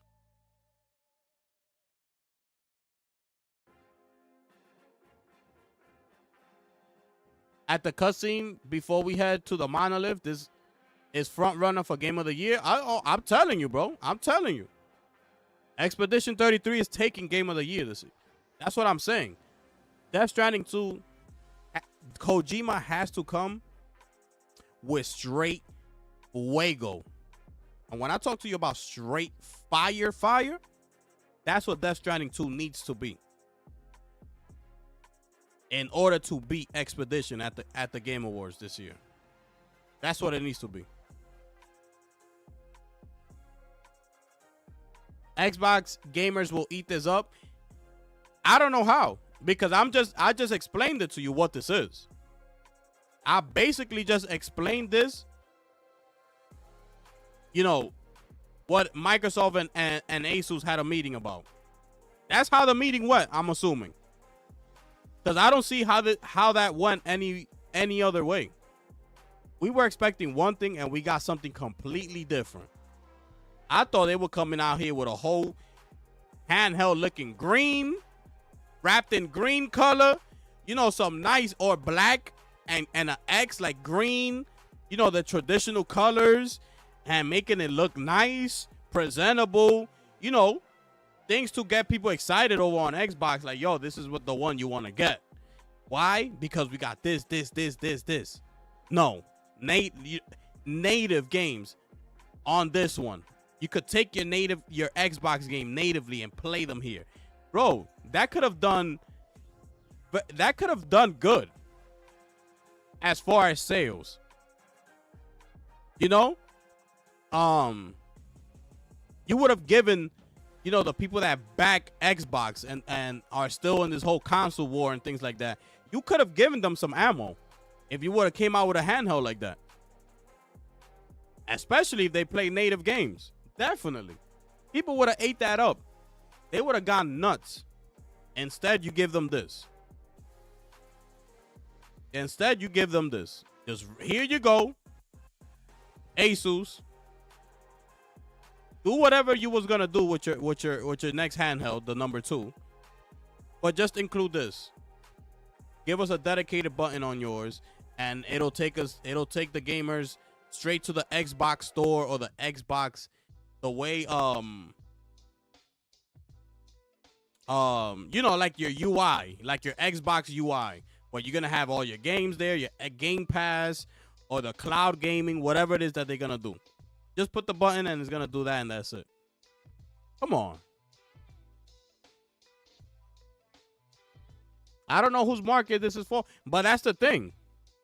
Xbox doesn't know how to brand itself. I honestly feel like Microsoft should give them a different name. Yeah, they need to delete the Xbox name. They should have rebranded and done Microsoft Gaming and somehow change that X to like a M and make it look nice. Like rebrand it. Because you're no longer Xbox. You're Microsoft Gaming. So rebrand it.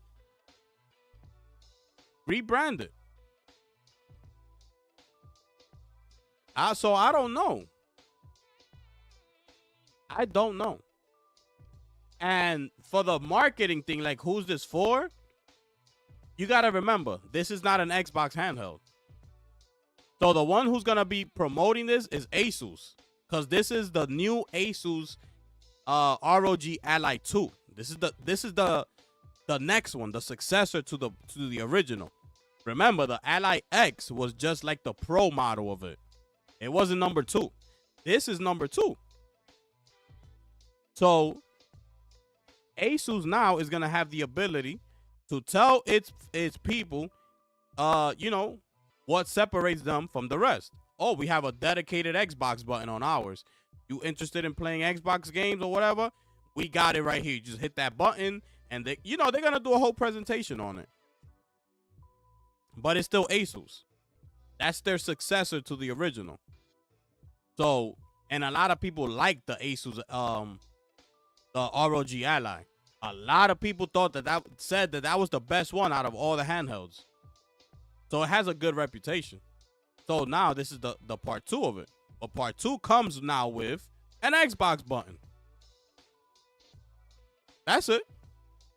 And then all the other features that they're gonna, you know, come out with. That's what it is. So don't think of this as an Xbox handheld, because that's not what this is. An Asus handheld with an Xbox button. Think of it like that. This is not Xbox's dedicated dedicated hardware, nothing like that. This is what it is. So why buy an actual Xbox handheld? That's what I'm saying. That's why I'm so confused. Like, is this what they've been talking about this whole time? Now, only time will tell. Maybe they show it at this year's showcase next month. You know, maybe they give us something. And I believe this is it, bro. I believe this is it. We're going to see one of them, either Phil or Sarah Bond or any of them on stage. And they're going to say that, you know, this year we're partnering up. You know how they love to talk? We're partnering up with Asus to bring you our very first, you know, the Asus ROG Ally 2 with a dedicated Xbox button. They're going to present it like that. They're not going to present it as, and here is our very first handheld, you know, blah, blah, blah. They're not going to present it like that. They're going to say that it's a partnership with Asus. You know, they went back and forth and they spoke. They love having Asus as a partner. They've done wonderful things. The ROG Ally was an incredible handheld, and we felt like they were the right partners. So for the next ROG Ally 2, we like to announce that it will now come with a dedicated Xbox button that when you play it, when you hit it, it's going to take you directly to your Xbox UI. You're going to be able to play all your games, blah, blah, blah. That's how they're going to market it. The whole partnership thing. Unless they have something sneaky behind that nobody knows about, and they'll bring out their own handheld. But I don't see that happening. I believe this is what's gonna happen right here. They should build a X-shaped handheld device, make it look unique. They gotta do something. But this is it right here. This is what we're gonna get. This is what we're getting right here. So get ready. So just think of it like, if you're interested in buying a handheld, don't think that if you buy this one that it's an Xbox handheld. Don't say to yourself, oh, I'm not buying that. That's an Xbox. Like, nah. Buy it and knowing that it's an ROG Ally 2. Okay? Think of it like that. With an Xbox button. You know, that's it. That's what it's going to be. Which one do you like the most? The Steam Deck, the Asus, the MSI, the Lenovo? There's a bunch of them. Which one do you like more? A lot of people will say that Asus had the best one out of all of them. Especially when they came out with the Ally X. You could ask a lot of people, they'll tell you. The Asus is the best one. So, if you're into handhelds, you're not going to want to buy the number 2. Due to the fact that it has an Xbox button on it, like, don't look at it like that. You don't even need to use the button if you don't want to. So this is the new Asus handheld. Okay? That's how I feel about that. Y'all let me know how y'all feel about that. Well, that's what it is right there. You understand what I'm saying? You know what I'm saying? Right there. Mm-hmm. That's what it is. That's what it is, people. Final Fantasy VII is set to be coming to the Switch 2. Okay, the trilogy I'm talking about.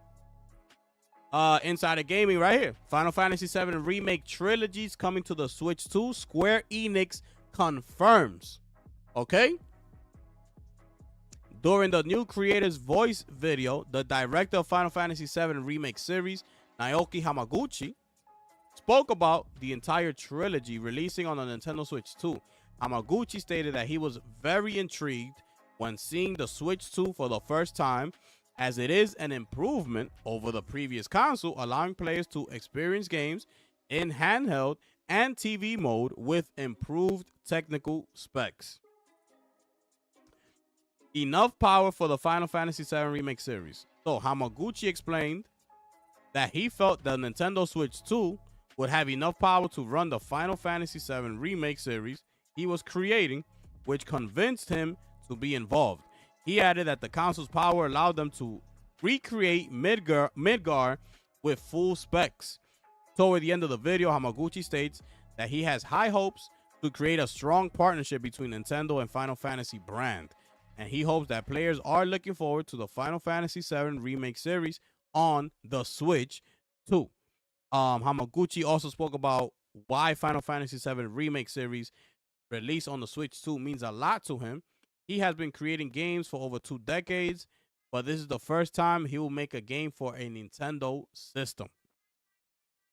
The director also looks forward to the different experience players can have with a Final Fantasy VII Remake integrate on Nintendo's upcoming console, including discussing the game with friends when playing in handheld mode and using game chat to talk with friends while sharing your game in real time. Additionally, Cloud and Sephiroth were already playable in Smash Brothers, and with the remake series being released on the Switch 2, he wants the 2 generations to connect and share a bond over the characters. So that's it right there. Also, Square Enix has teased Final Fantasy IX remake as well. All right. So what are your thoughts on that? All right. So listen, he said here with full specs. Okay, that's what he said right here. With full specs. I don't know what that's gonna look like. I don't know how that's gonna run over there. I wish them all the best. I hope it runs good. But also, I want to know, I want to see how all these third-party games are going to sell on the Nintendo Switch. Because I don't see it. I don't see Nintendo as that market for a Cyberpunk, you know, a Final Fantasy VII remake, series. I don't see it. So I don't know. I want to see how this all plays out for these third-party developers. I want to see how everything plays out when this Switch 2 finally comes out. Because I'm having a difficult time believing that people want to buy these games on the Switch. Even people, I don't know. Because people don't buy Nintendos for third-party games. So why would you start now buying a Nintendo to play third-party games? Why would you switch and do that change now when you already play them either on a PlayStation 5 or Series X, which are more powerful than the Switch 2? So why would you, if you don't have a console and you're looking to buy, you only have one main console that you could afford, why would you go and buy a Switch 2 now that you could play those first-party Nintendo games and potentially buy these third-party games that are coming over, but it's not gonna look good and it's not gonna run good? If that's what you want to do, then fine. If you're a Nintendo fan and that's all you play, it makes sense. But we already have PlayStations and Xboxes. I don't see how this is going to work.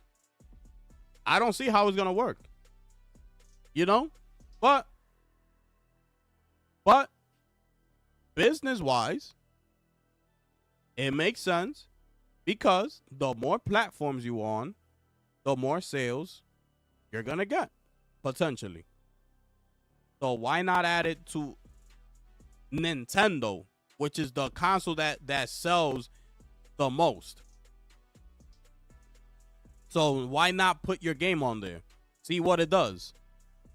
You know? People are just going to be happy that the game is there. That's it. But let's see what happens. This is just the latest news right here. So get ready. If you're planning on buying a Switch 2, you're going to have the chance to play the Final Fantasy VII Remake Trilogy on the next Nintendo Switch 2.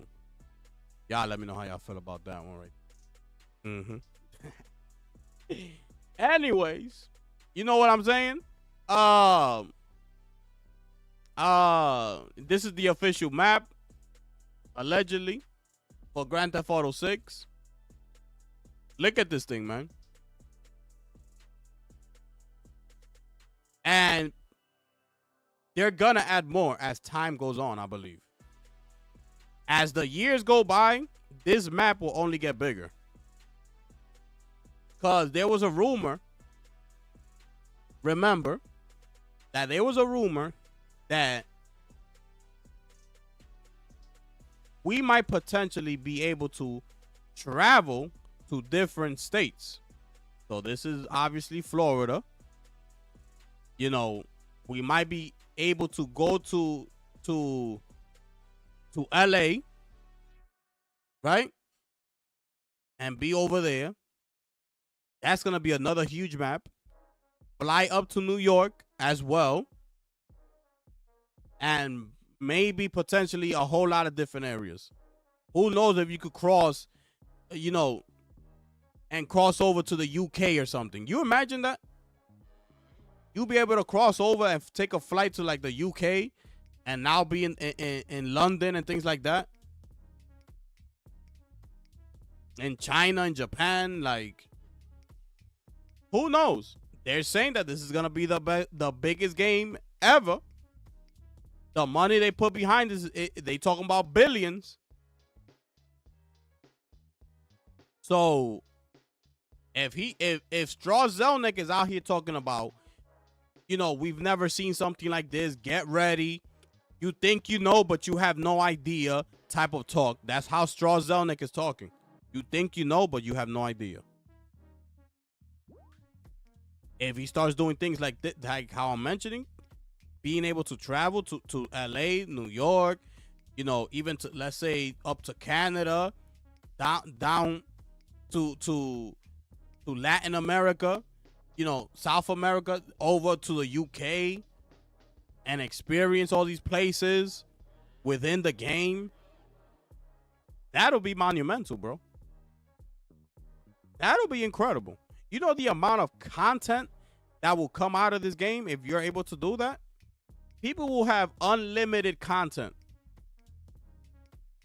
to go by, because there's gonna be so much to do if you're able to do that.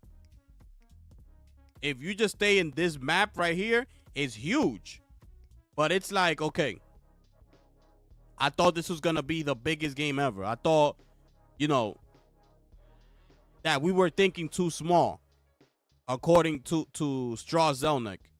Like, we have no idea. This can't be it right here. Even though the map is huge. But I'm assuming this can't be it right here. We got to have more than this. And if if they deliver on that, being able to travel like that, then that's a W. That's a big W. I'll drop a bomb for that. I'm dropping 5 bombs in a row. Well, we have yet to see. We don't know. Let's wait. But this is the map right here. At least the one we're going to start with. This is it right here.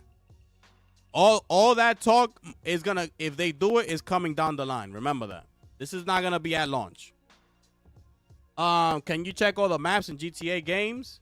Yeah, they did a comparison with this one and GTA 5. Look.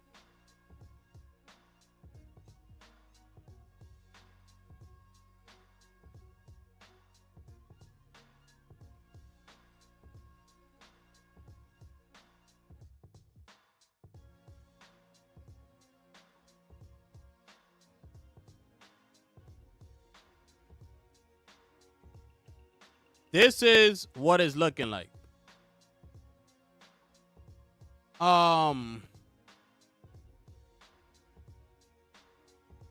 Even though that map looks kind of cramped in there. Hold up. That don't look right. That kind of doesn't look right.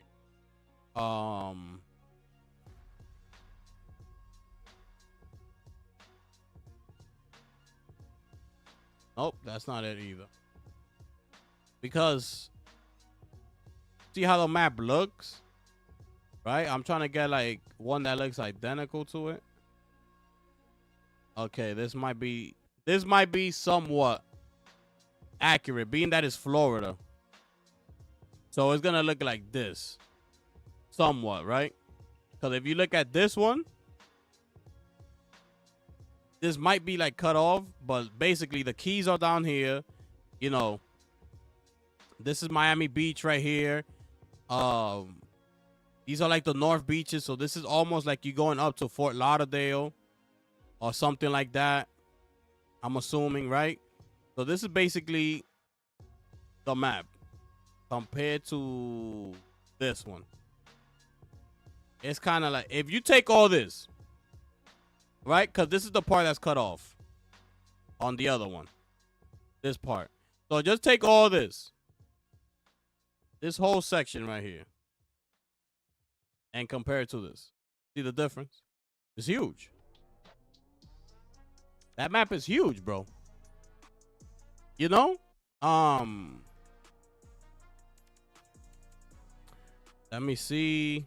We got any other ones here? Let me see this.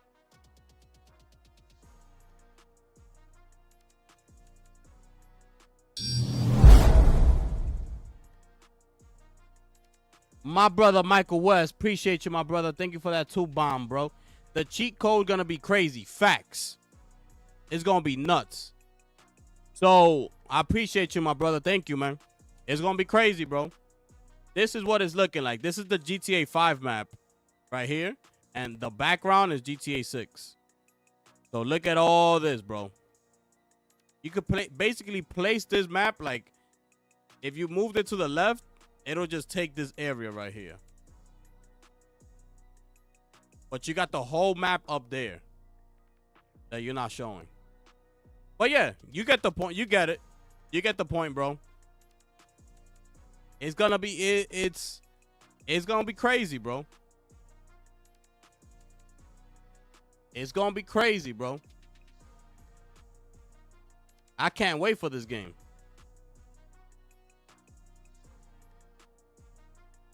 Oh yeah, Guru. Square Enix they're not planning on going back exclusively. They done. They are not planning on going back exclusively. They want to be, you know, out there in the streets. But yeah, this is crazy. This is crazy. Unbelievable stuff. Unbelievable stuff, man.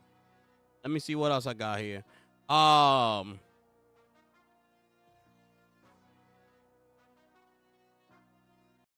Yeah, so we spoke about that. We spoke about so the next Battlefield is going to launch by March 2026. They're expecting a reveal this summer. A full reveal. Okay? A full reveal this summer. If I take you over to VGC, right?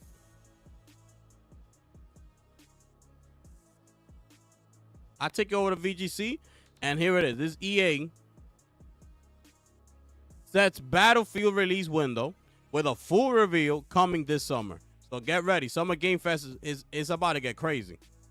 So EA confirms that it will release next Battlefield by March of 2026 with a full public reveal due to take place this summer. So that's speaking as part of its latest financial results. That's EA CEO Andrew Wilson called the new Battlefield a pivotal step in delivering our next generation of blockbuster entertainment. Wilson also confirmed that Skate will be released during the next financial year, ending April 2026. Previously, EA said Skate will enter early access sometime this calendar year. The next Battlefield game has been in close testing since March, and despite users being sworn to secrecy, a significant amount of game footage inevitably made its way online. In a new updated post on X, DICE said it will be expanding testing this month, inviting more players across Europe and North America and Asia who signed up. Alongside testing new content, we'll continue to iterate on our initial focus areas, such as balancing the different weapon archetypes and damaged values, as well as movement and combat pacing mechanics, it said. Destruction also remains an ongoing topic across our play sessions. We'll continue to test destructible objects across a variety of maps and fine-tune damage level of surfaces. Following community updates on gunplay and destruction, we'll be back in the future to talk more about classes and all-out warfare experience. EA is taking a more transparent approach to the development of the next Battlefield, following significant community disappointment around the last installment, 2042. For internal EA studios, which the publisher collectively refers to as Battlefield Studios, are building a connected universe set in the modern day. DICE is responsible for its multiplayer component. Motive is working on multiplayer maps as well as single-player mission content. Criterion is mainly focused on single-player, and Ripple Effect is creating a new experience for the series. So listen, man, they got 4 teams working on this game. They're doing all those testings, and I have seen some of those images that they're talking about online, and it looks absolutely incredible, by the way. I don't know if some of y'all saw it, but those images look crazy, bro. The destruction, bro, it looks like straight up chaos. You know? So yeah, so get ready, Summer Game Fest. They're gonna be revealing a full reveal. Okay, not just partially, not just coming this far, and they not showing us nothing. They're gonna show us stuff. So get ready for that, and that'll be coming out March 2026. So this is another game we're gonna add on to the list of 2026. 2026 is about to be crazy. Y'all let me know how y'all feel about this one. Michael says it's too early. Too early for what? To show or for the release? Too early for what?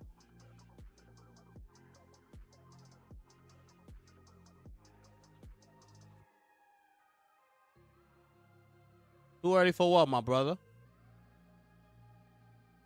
I appreciate you, my brother. Facts. Should be Game Awards. Oh, to announce it. I'm good either way. It don't matter to me. But I get what you're saying.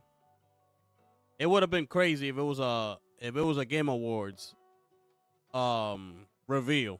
It would have been crazy. But I'm all right with it. It's all good. It's whatever. You know? I just want the game to be good. That's all I want. You know? I just want the game to be good. But yeah, that's it for that news right there. Y'all let me know how y'all feel about that one. Y'all make sure y'all smash that like button, subscribe to the channel, share out the stream. Those of y'all on Twitch, man, thank y'all so much for tuning in. Thank y'all for the new followers over on Twitch, man. It's been incredible, as well as YouTube, man. Thank y'all so much. That link that's pinned at the top of the chat on YouTube is for memberships. Make sure y'all go ahead and click that and see what we got to offer over here, man. We trying to do some incredible things over here. Make sure y'all go ahead and do that. Let me see what else I got for y'all here, man. See what else I got for you, man. Oh, I showed y'all the whole thing about SIE taking over, you know, the China gaming landscape, right? It has now taken full stake of the remaining 51%, so it's granting them full ownership. Okay, let me show you what it is. Okay, let me show you what it means. Okay.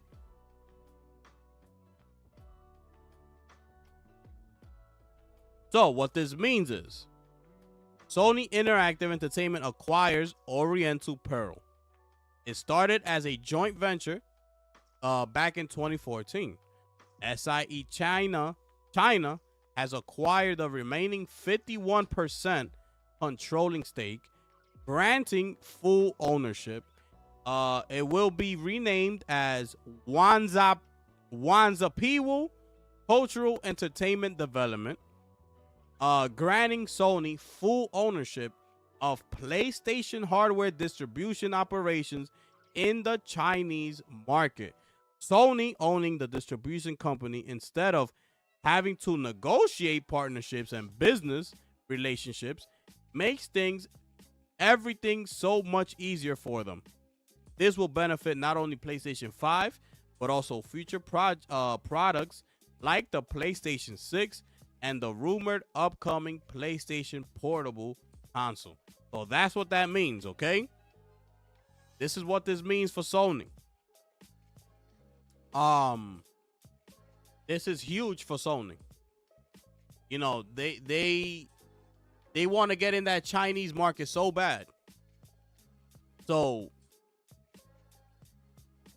they have full control of how they navigate throughout the Chinese market when it comes to their hardware and things like that. Just imagine that. Their hardware distribution. It's going to be something crazy. It's going to be something crazy. Battlefield is talking about taking advantage of the open window GTA left and may launch in November. You should be able to look it up. But how are they going to launch in November? You see, they don't need to do all that. Let me see. They don't need to be doing all that. Do not force it. Do not come out without being fully polished. Don't do it. Don't do it. Don't do it.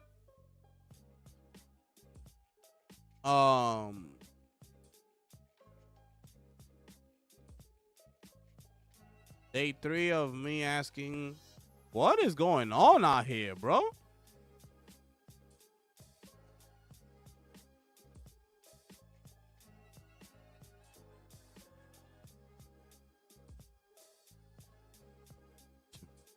Yo, Crap Gamer out here going crazy, bro. Bro. Somebody, you need to take a chill pill, my brother. Relax. Everything is going to be all right, my brother. Relax. That's crazy work. My man, Kid Smooth said, in hindsight, Black Myth Wukong was severely overrated. Oh, my goodness. This guy is out of control.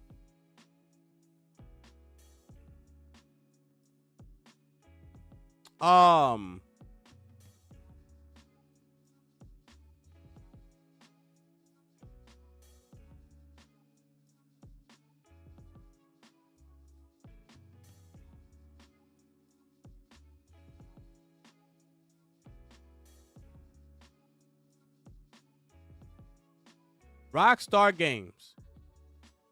Grand Theft Auto 6 Trailer 2 was captured entirely in-game from a PlayStation 5, comprised of equal parts gameplay and cutscenes.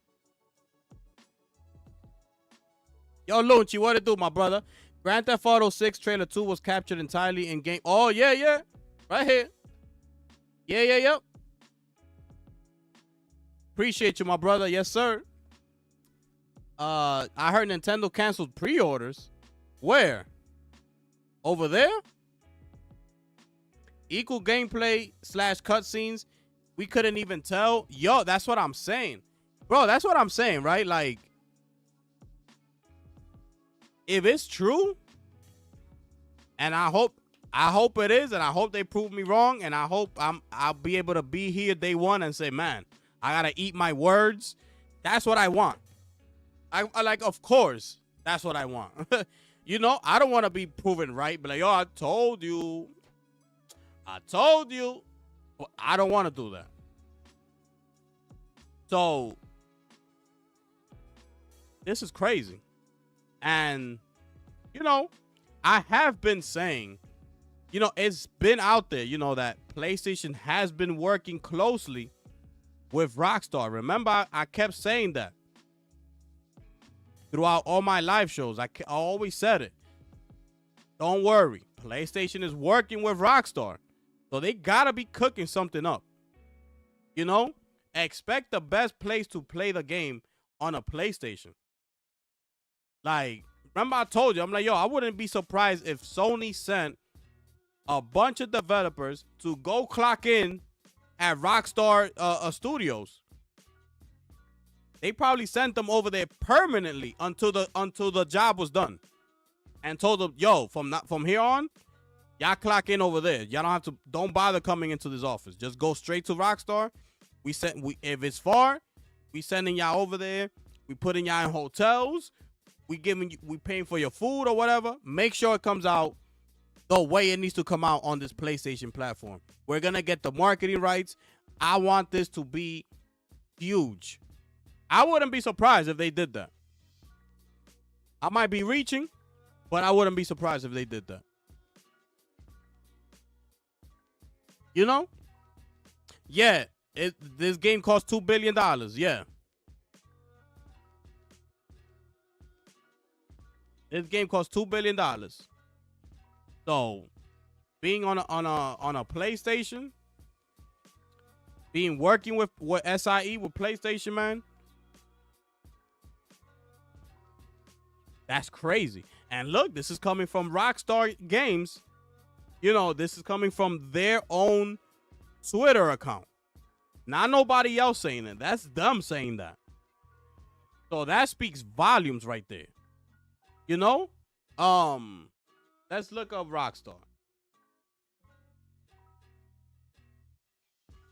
Look, let's go to their page. And look, here it is. We go to their official Twitter page. Look, here it is. Grand Theft Auto 2 was captured entirely in-game from a PlayStation 5, comprised of equal parts and cutscenes. There it is right there.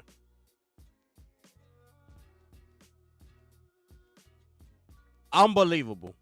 From a PlayStation 5. Not a PS5 Pro. PlayStation 5. Oh, my.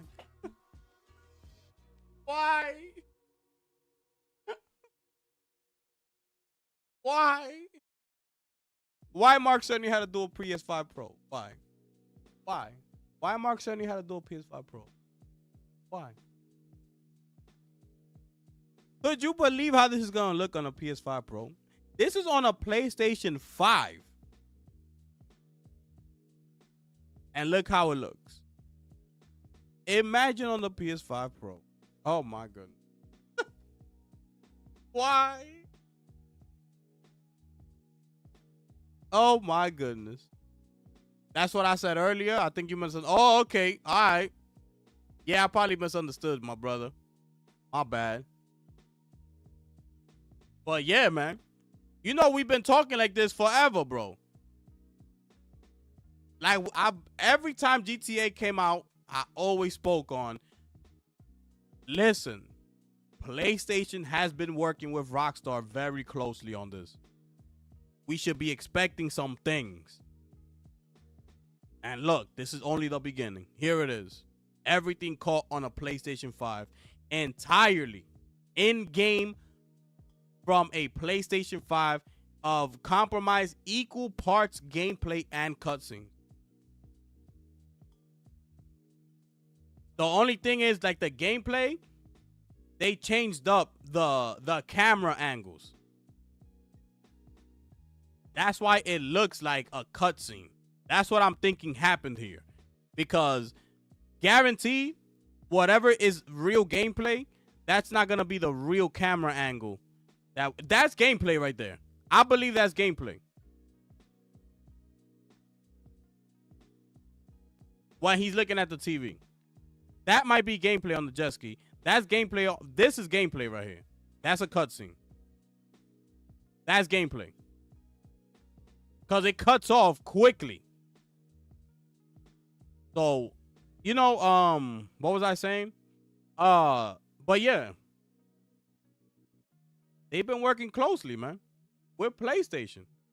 Getting it right because they know that they are giving the marketing rights to PlayStation. So they want this game to look the best over there. They're the one with that's going to get the marketing rights for this game. You know? You can tell it costs a lot how it looks. Yeah, man. In-game is fire, bro. I put it on Discord gifted Nintendo pre-order being canceled. All right, I'm gonna check it out in a little. I'm gonna check it out right now, bro.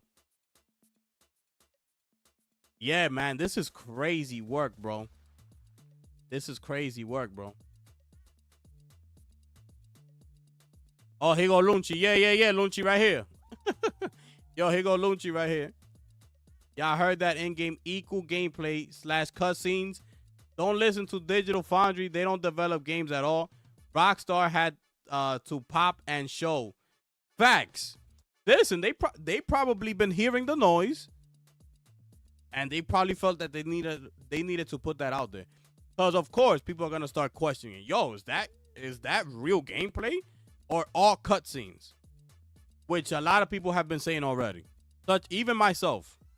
I've been like, yo, that's all cutscene. That gotta be all cutscene. That looks too good. And Rockstar, rightfully, they came out and said, know your role and shut your mouth. Look at this image, bro. Bro, look at this image, bro. Woo! Y'all get ready. This is day one. I don't care if it costs $100. I'm in there day one. Sorry.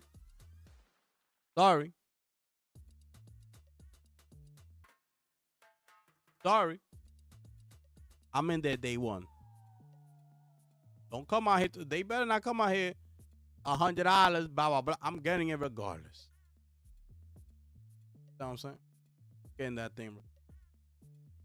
Yo, how many views does it have on YouTube? I know they broke some. Did they break like some kind of record?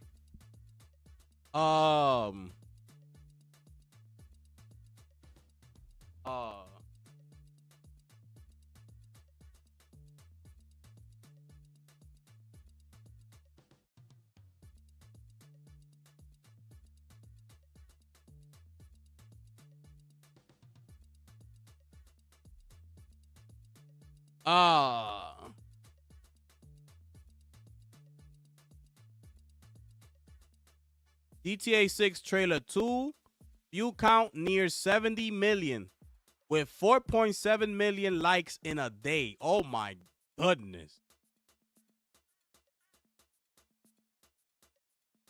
In a mere 24 hours, the clip accumulated nearly 70 million views and 4.7 million likes. Yo, get them likes up. Yo, smash that like button for your boy. Nah. Bro. 4.7 million likes, bro. Damn. Making it one of the most successful game trailers ever. Although it didn't set records like the initial one. Of course, the initial one, you know, is the one. Okay. Okay. All right, so there it is. So they didn't break the first one's record, but they up there, bro. And you know, of course, the first GTA 6 trailer, of course that's gonna do numbers. But yeah, man, that's crazy, bro. That's crazy right there, bro. If it's $100, y'all getting it? Y'all getting this game if it's $100? What is gonna make you say no to buying this game day one? That's what I want to know. What will make you say, nah, I'm not buying it on day one?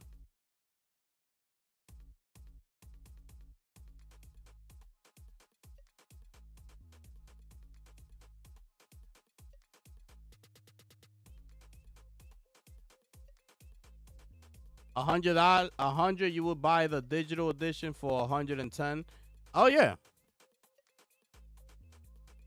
Facts.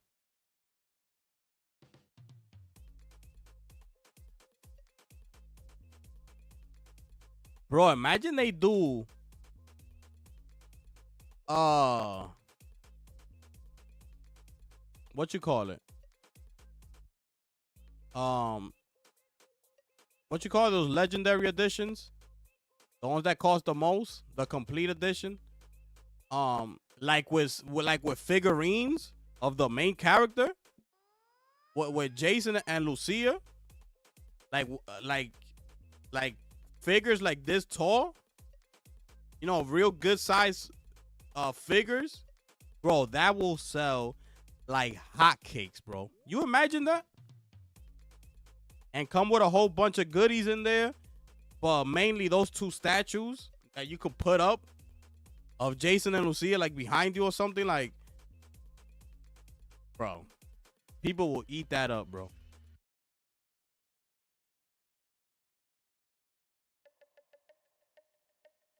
You know, $100 might be too much. 85 might be my max. Okay.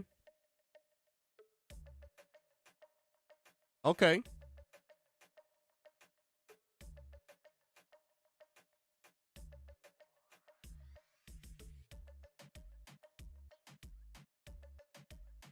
Let's see here.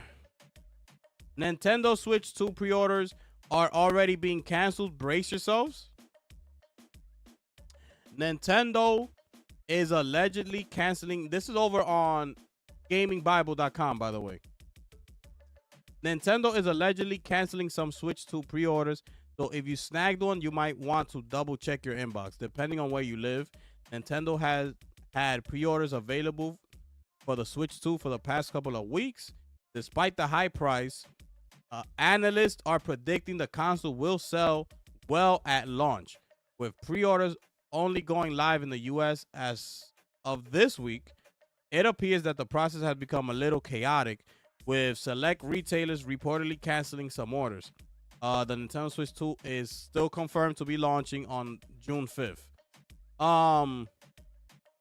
Retailers like Target and Walmart are apparently canceling some more orders, even though they had previously gone through successfully.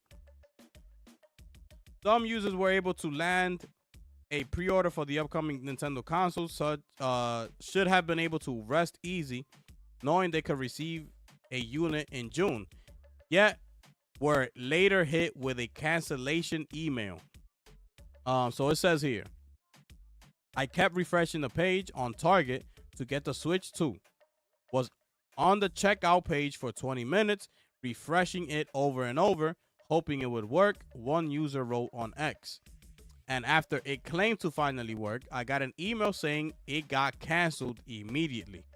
Hey, Walmart, I ordered a Switch 2, and then my order was immediately canceled, another one wrote. This is the screenshot right here. All right? And this is the other one right here for Target.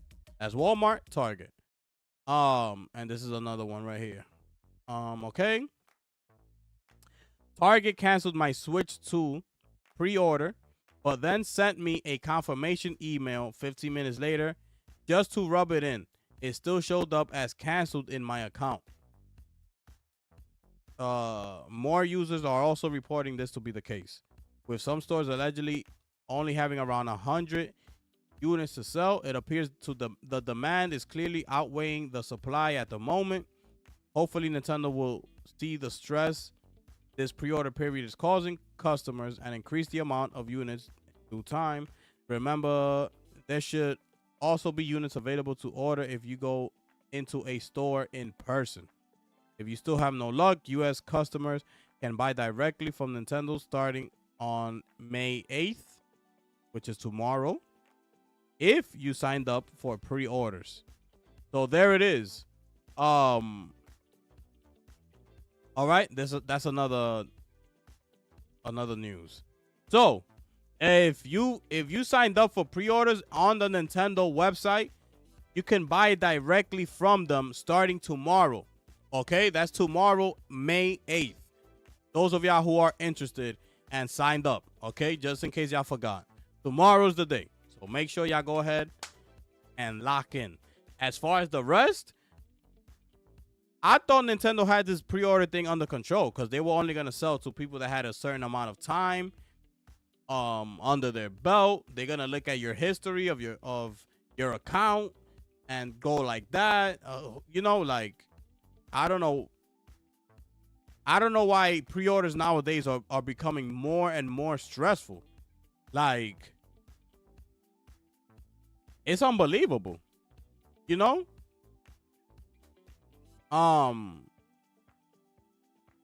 But like they said, if you go in store, you could find one, bro. It's the whole thing online. Like, it's just becoming so stressful because of the scalpers and things like that. But if you keep looking, like, don't stress it and just look. Take it, like, just keep looking online. And even when you stop by, when you walking by or driving by a Target or Walmart, Best Buy, GameStop, any of those stores, just stop by and ask. Chat, you could get consoles, bro. You're gonna be able to get one. Okay? So just take your time and relax, and you're gonna get one. But yeah, that's it right there. Yeah, them pre-orders is crazy, bro. Yo, Mike, appreciate that, my brother. Appreciate that, my brother. Yes, sir.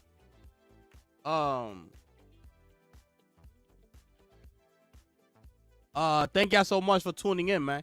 Those of y'all on Twitch, man, make sure y'all hit the follow button. Those of y'all on YouTube, man, make sure y'all smash the like button, subscribe to the channel, click on the memberships. Those of y'all on Twitch, I have my YouTube channel up there as well. Make sure y'all click that and become subscribe over here on this side as well. We do memberships on YouTube, so We do co-op gameplay with the members. We do member streams only. No, we getting it popping over here. So make sure y'all cross over and tune in, man. Facts. And those of y'all on YouTube, man, make sure y'all cross over to Twitch and follow me on Twitch. You understand what I'm saying? Facts. Y'all need my Twitch handle. Give it to you right now. Facts. Understand what I'm saying? Facts.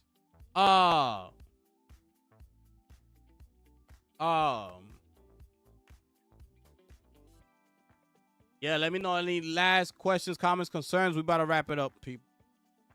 I wasn't even expecting to do a gaming show today, and here a gaming news show, and here we are, people. I was initially playing La Quimera, early access. I had to drop it. It's not.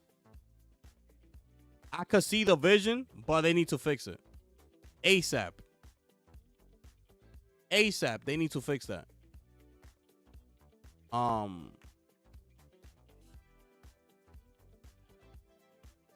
So I had to drop it. I couldn't keep playing, man. Buy gaming online is so simple. Yeah. Yeah, it's so simple, bro. I know. I get it.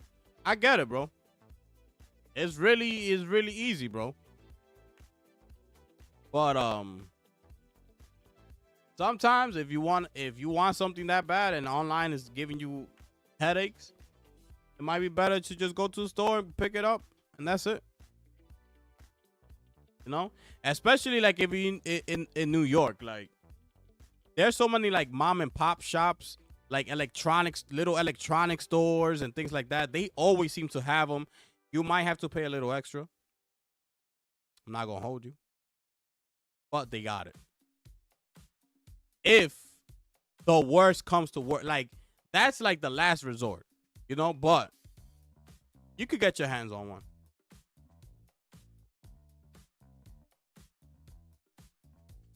You could get your hands on one for sure.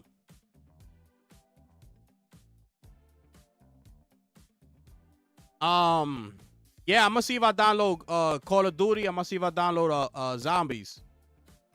Let's see for the members. Let's see if we could get some zombie gameplay. We get it in for the members. You dig? If y'all down.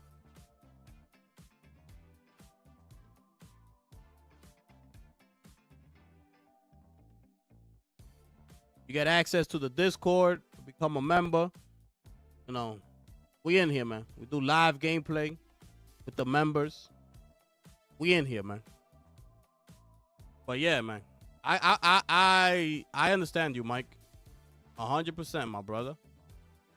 I understand you 100%, my brother. Dig?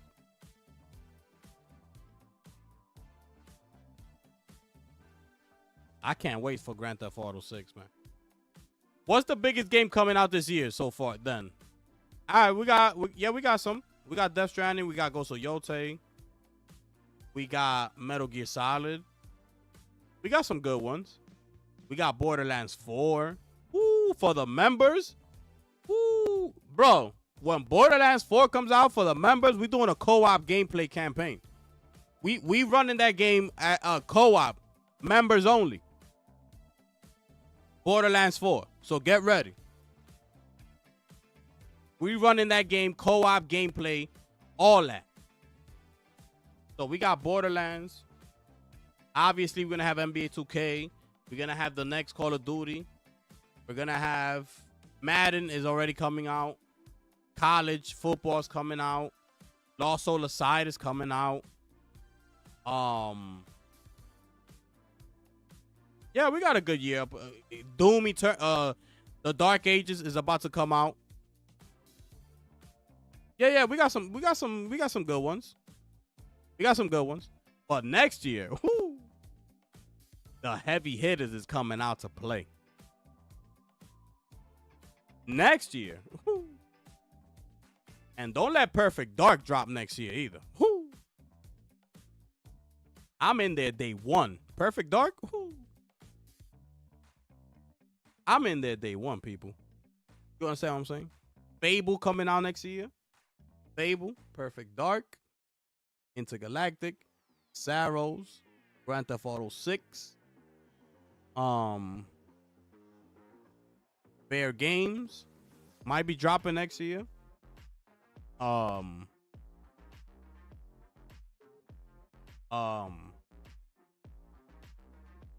I don't know what else. But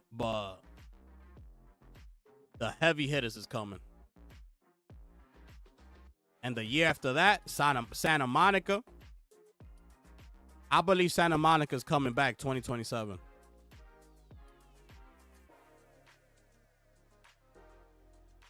Oh, next year, my game of the year is Intergalactic, bro. As incredible as GTA looks, as incredible I know GTA is going to be, I think the stories was going to take Intergalactic into that game of the year.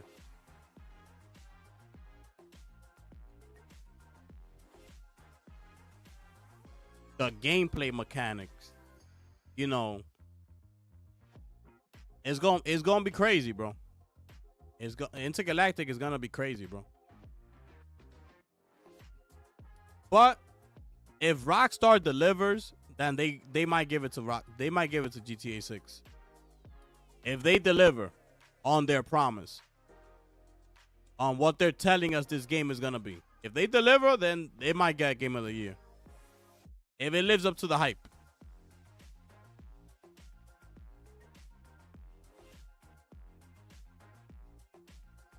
You know?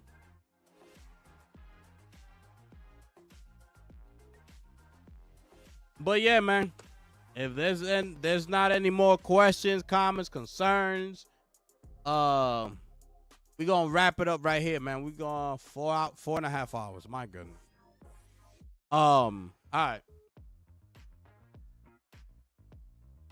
Thank y'all so much for tuning in today, people. It didn't go as planned, but it went very good. Y'all rocking with the gifted one, people. I keep telling y'all. So how we switched up right away. We just switched up like nothing. Like just like that. Appreciate everybody that tuned in today, man. Y'all rocking with the gifted one. Shout outs to all the members. Shout outs to everybody who came through today. Shout outs to everybody who hit the like button for your boy. Thank y'all so much. All the new subscribers on Twitch, on YouTube. Thank y'all so much.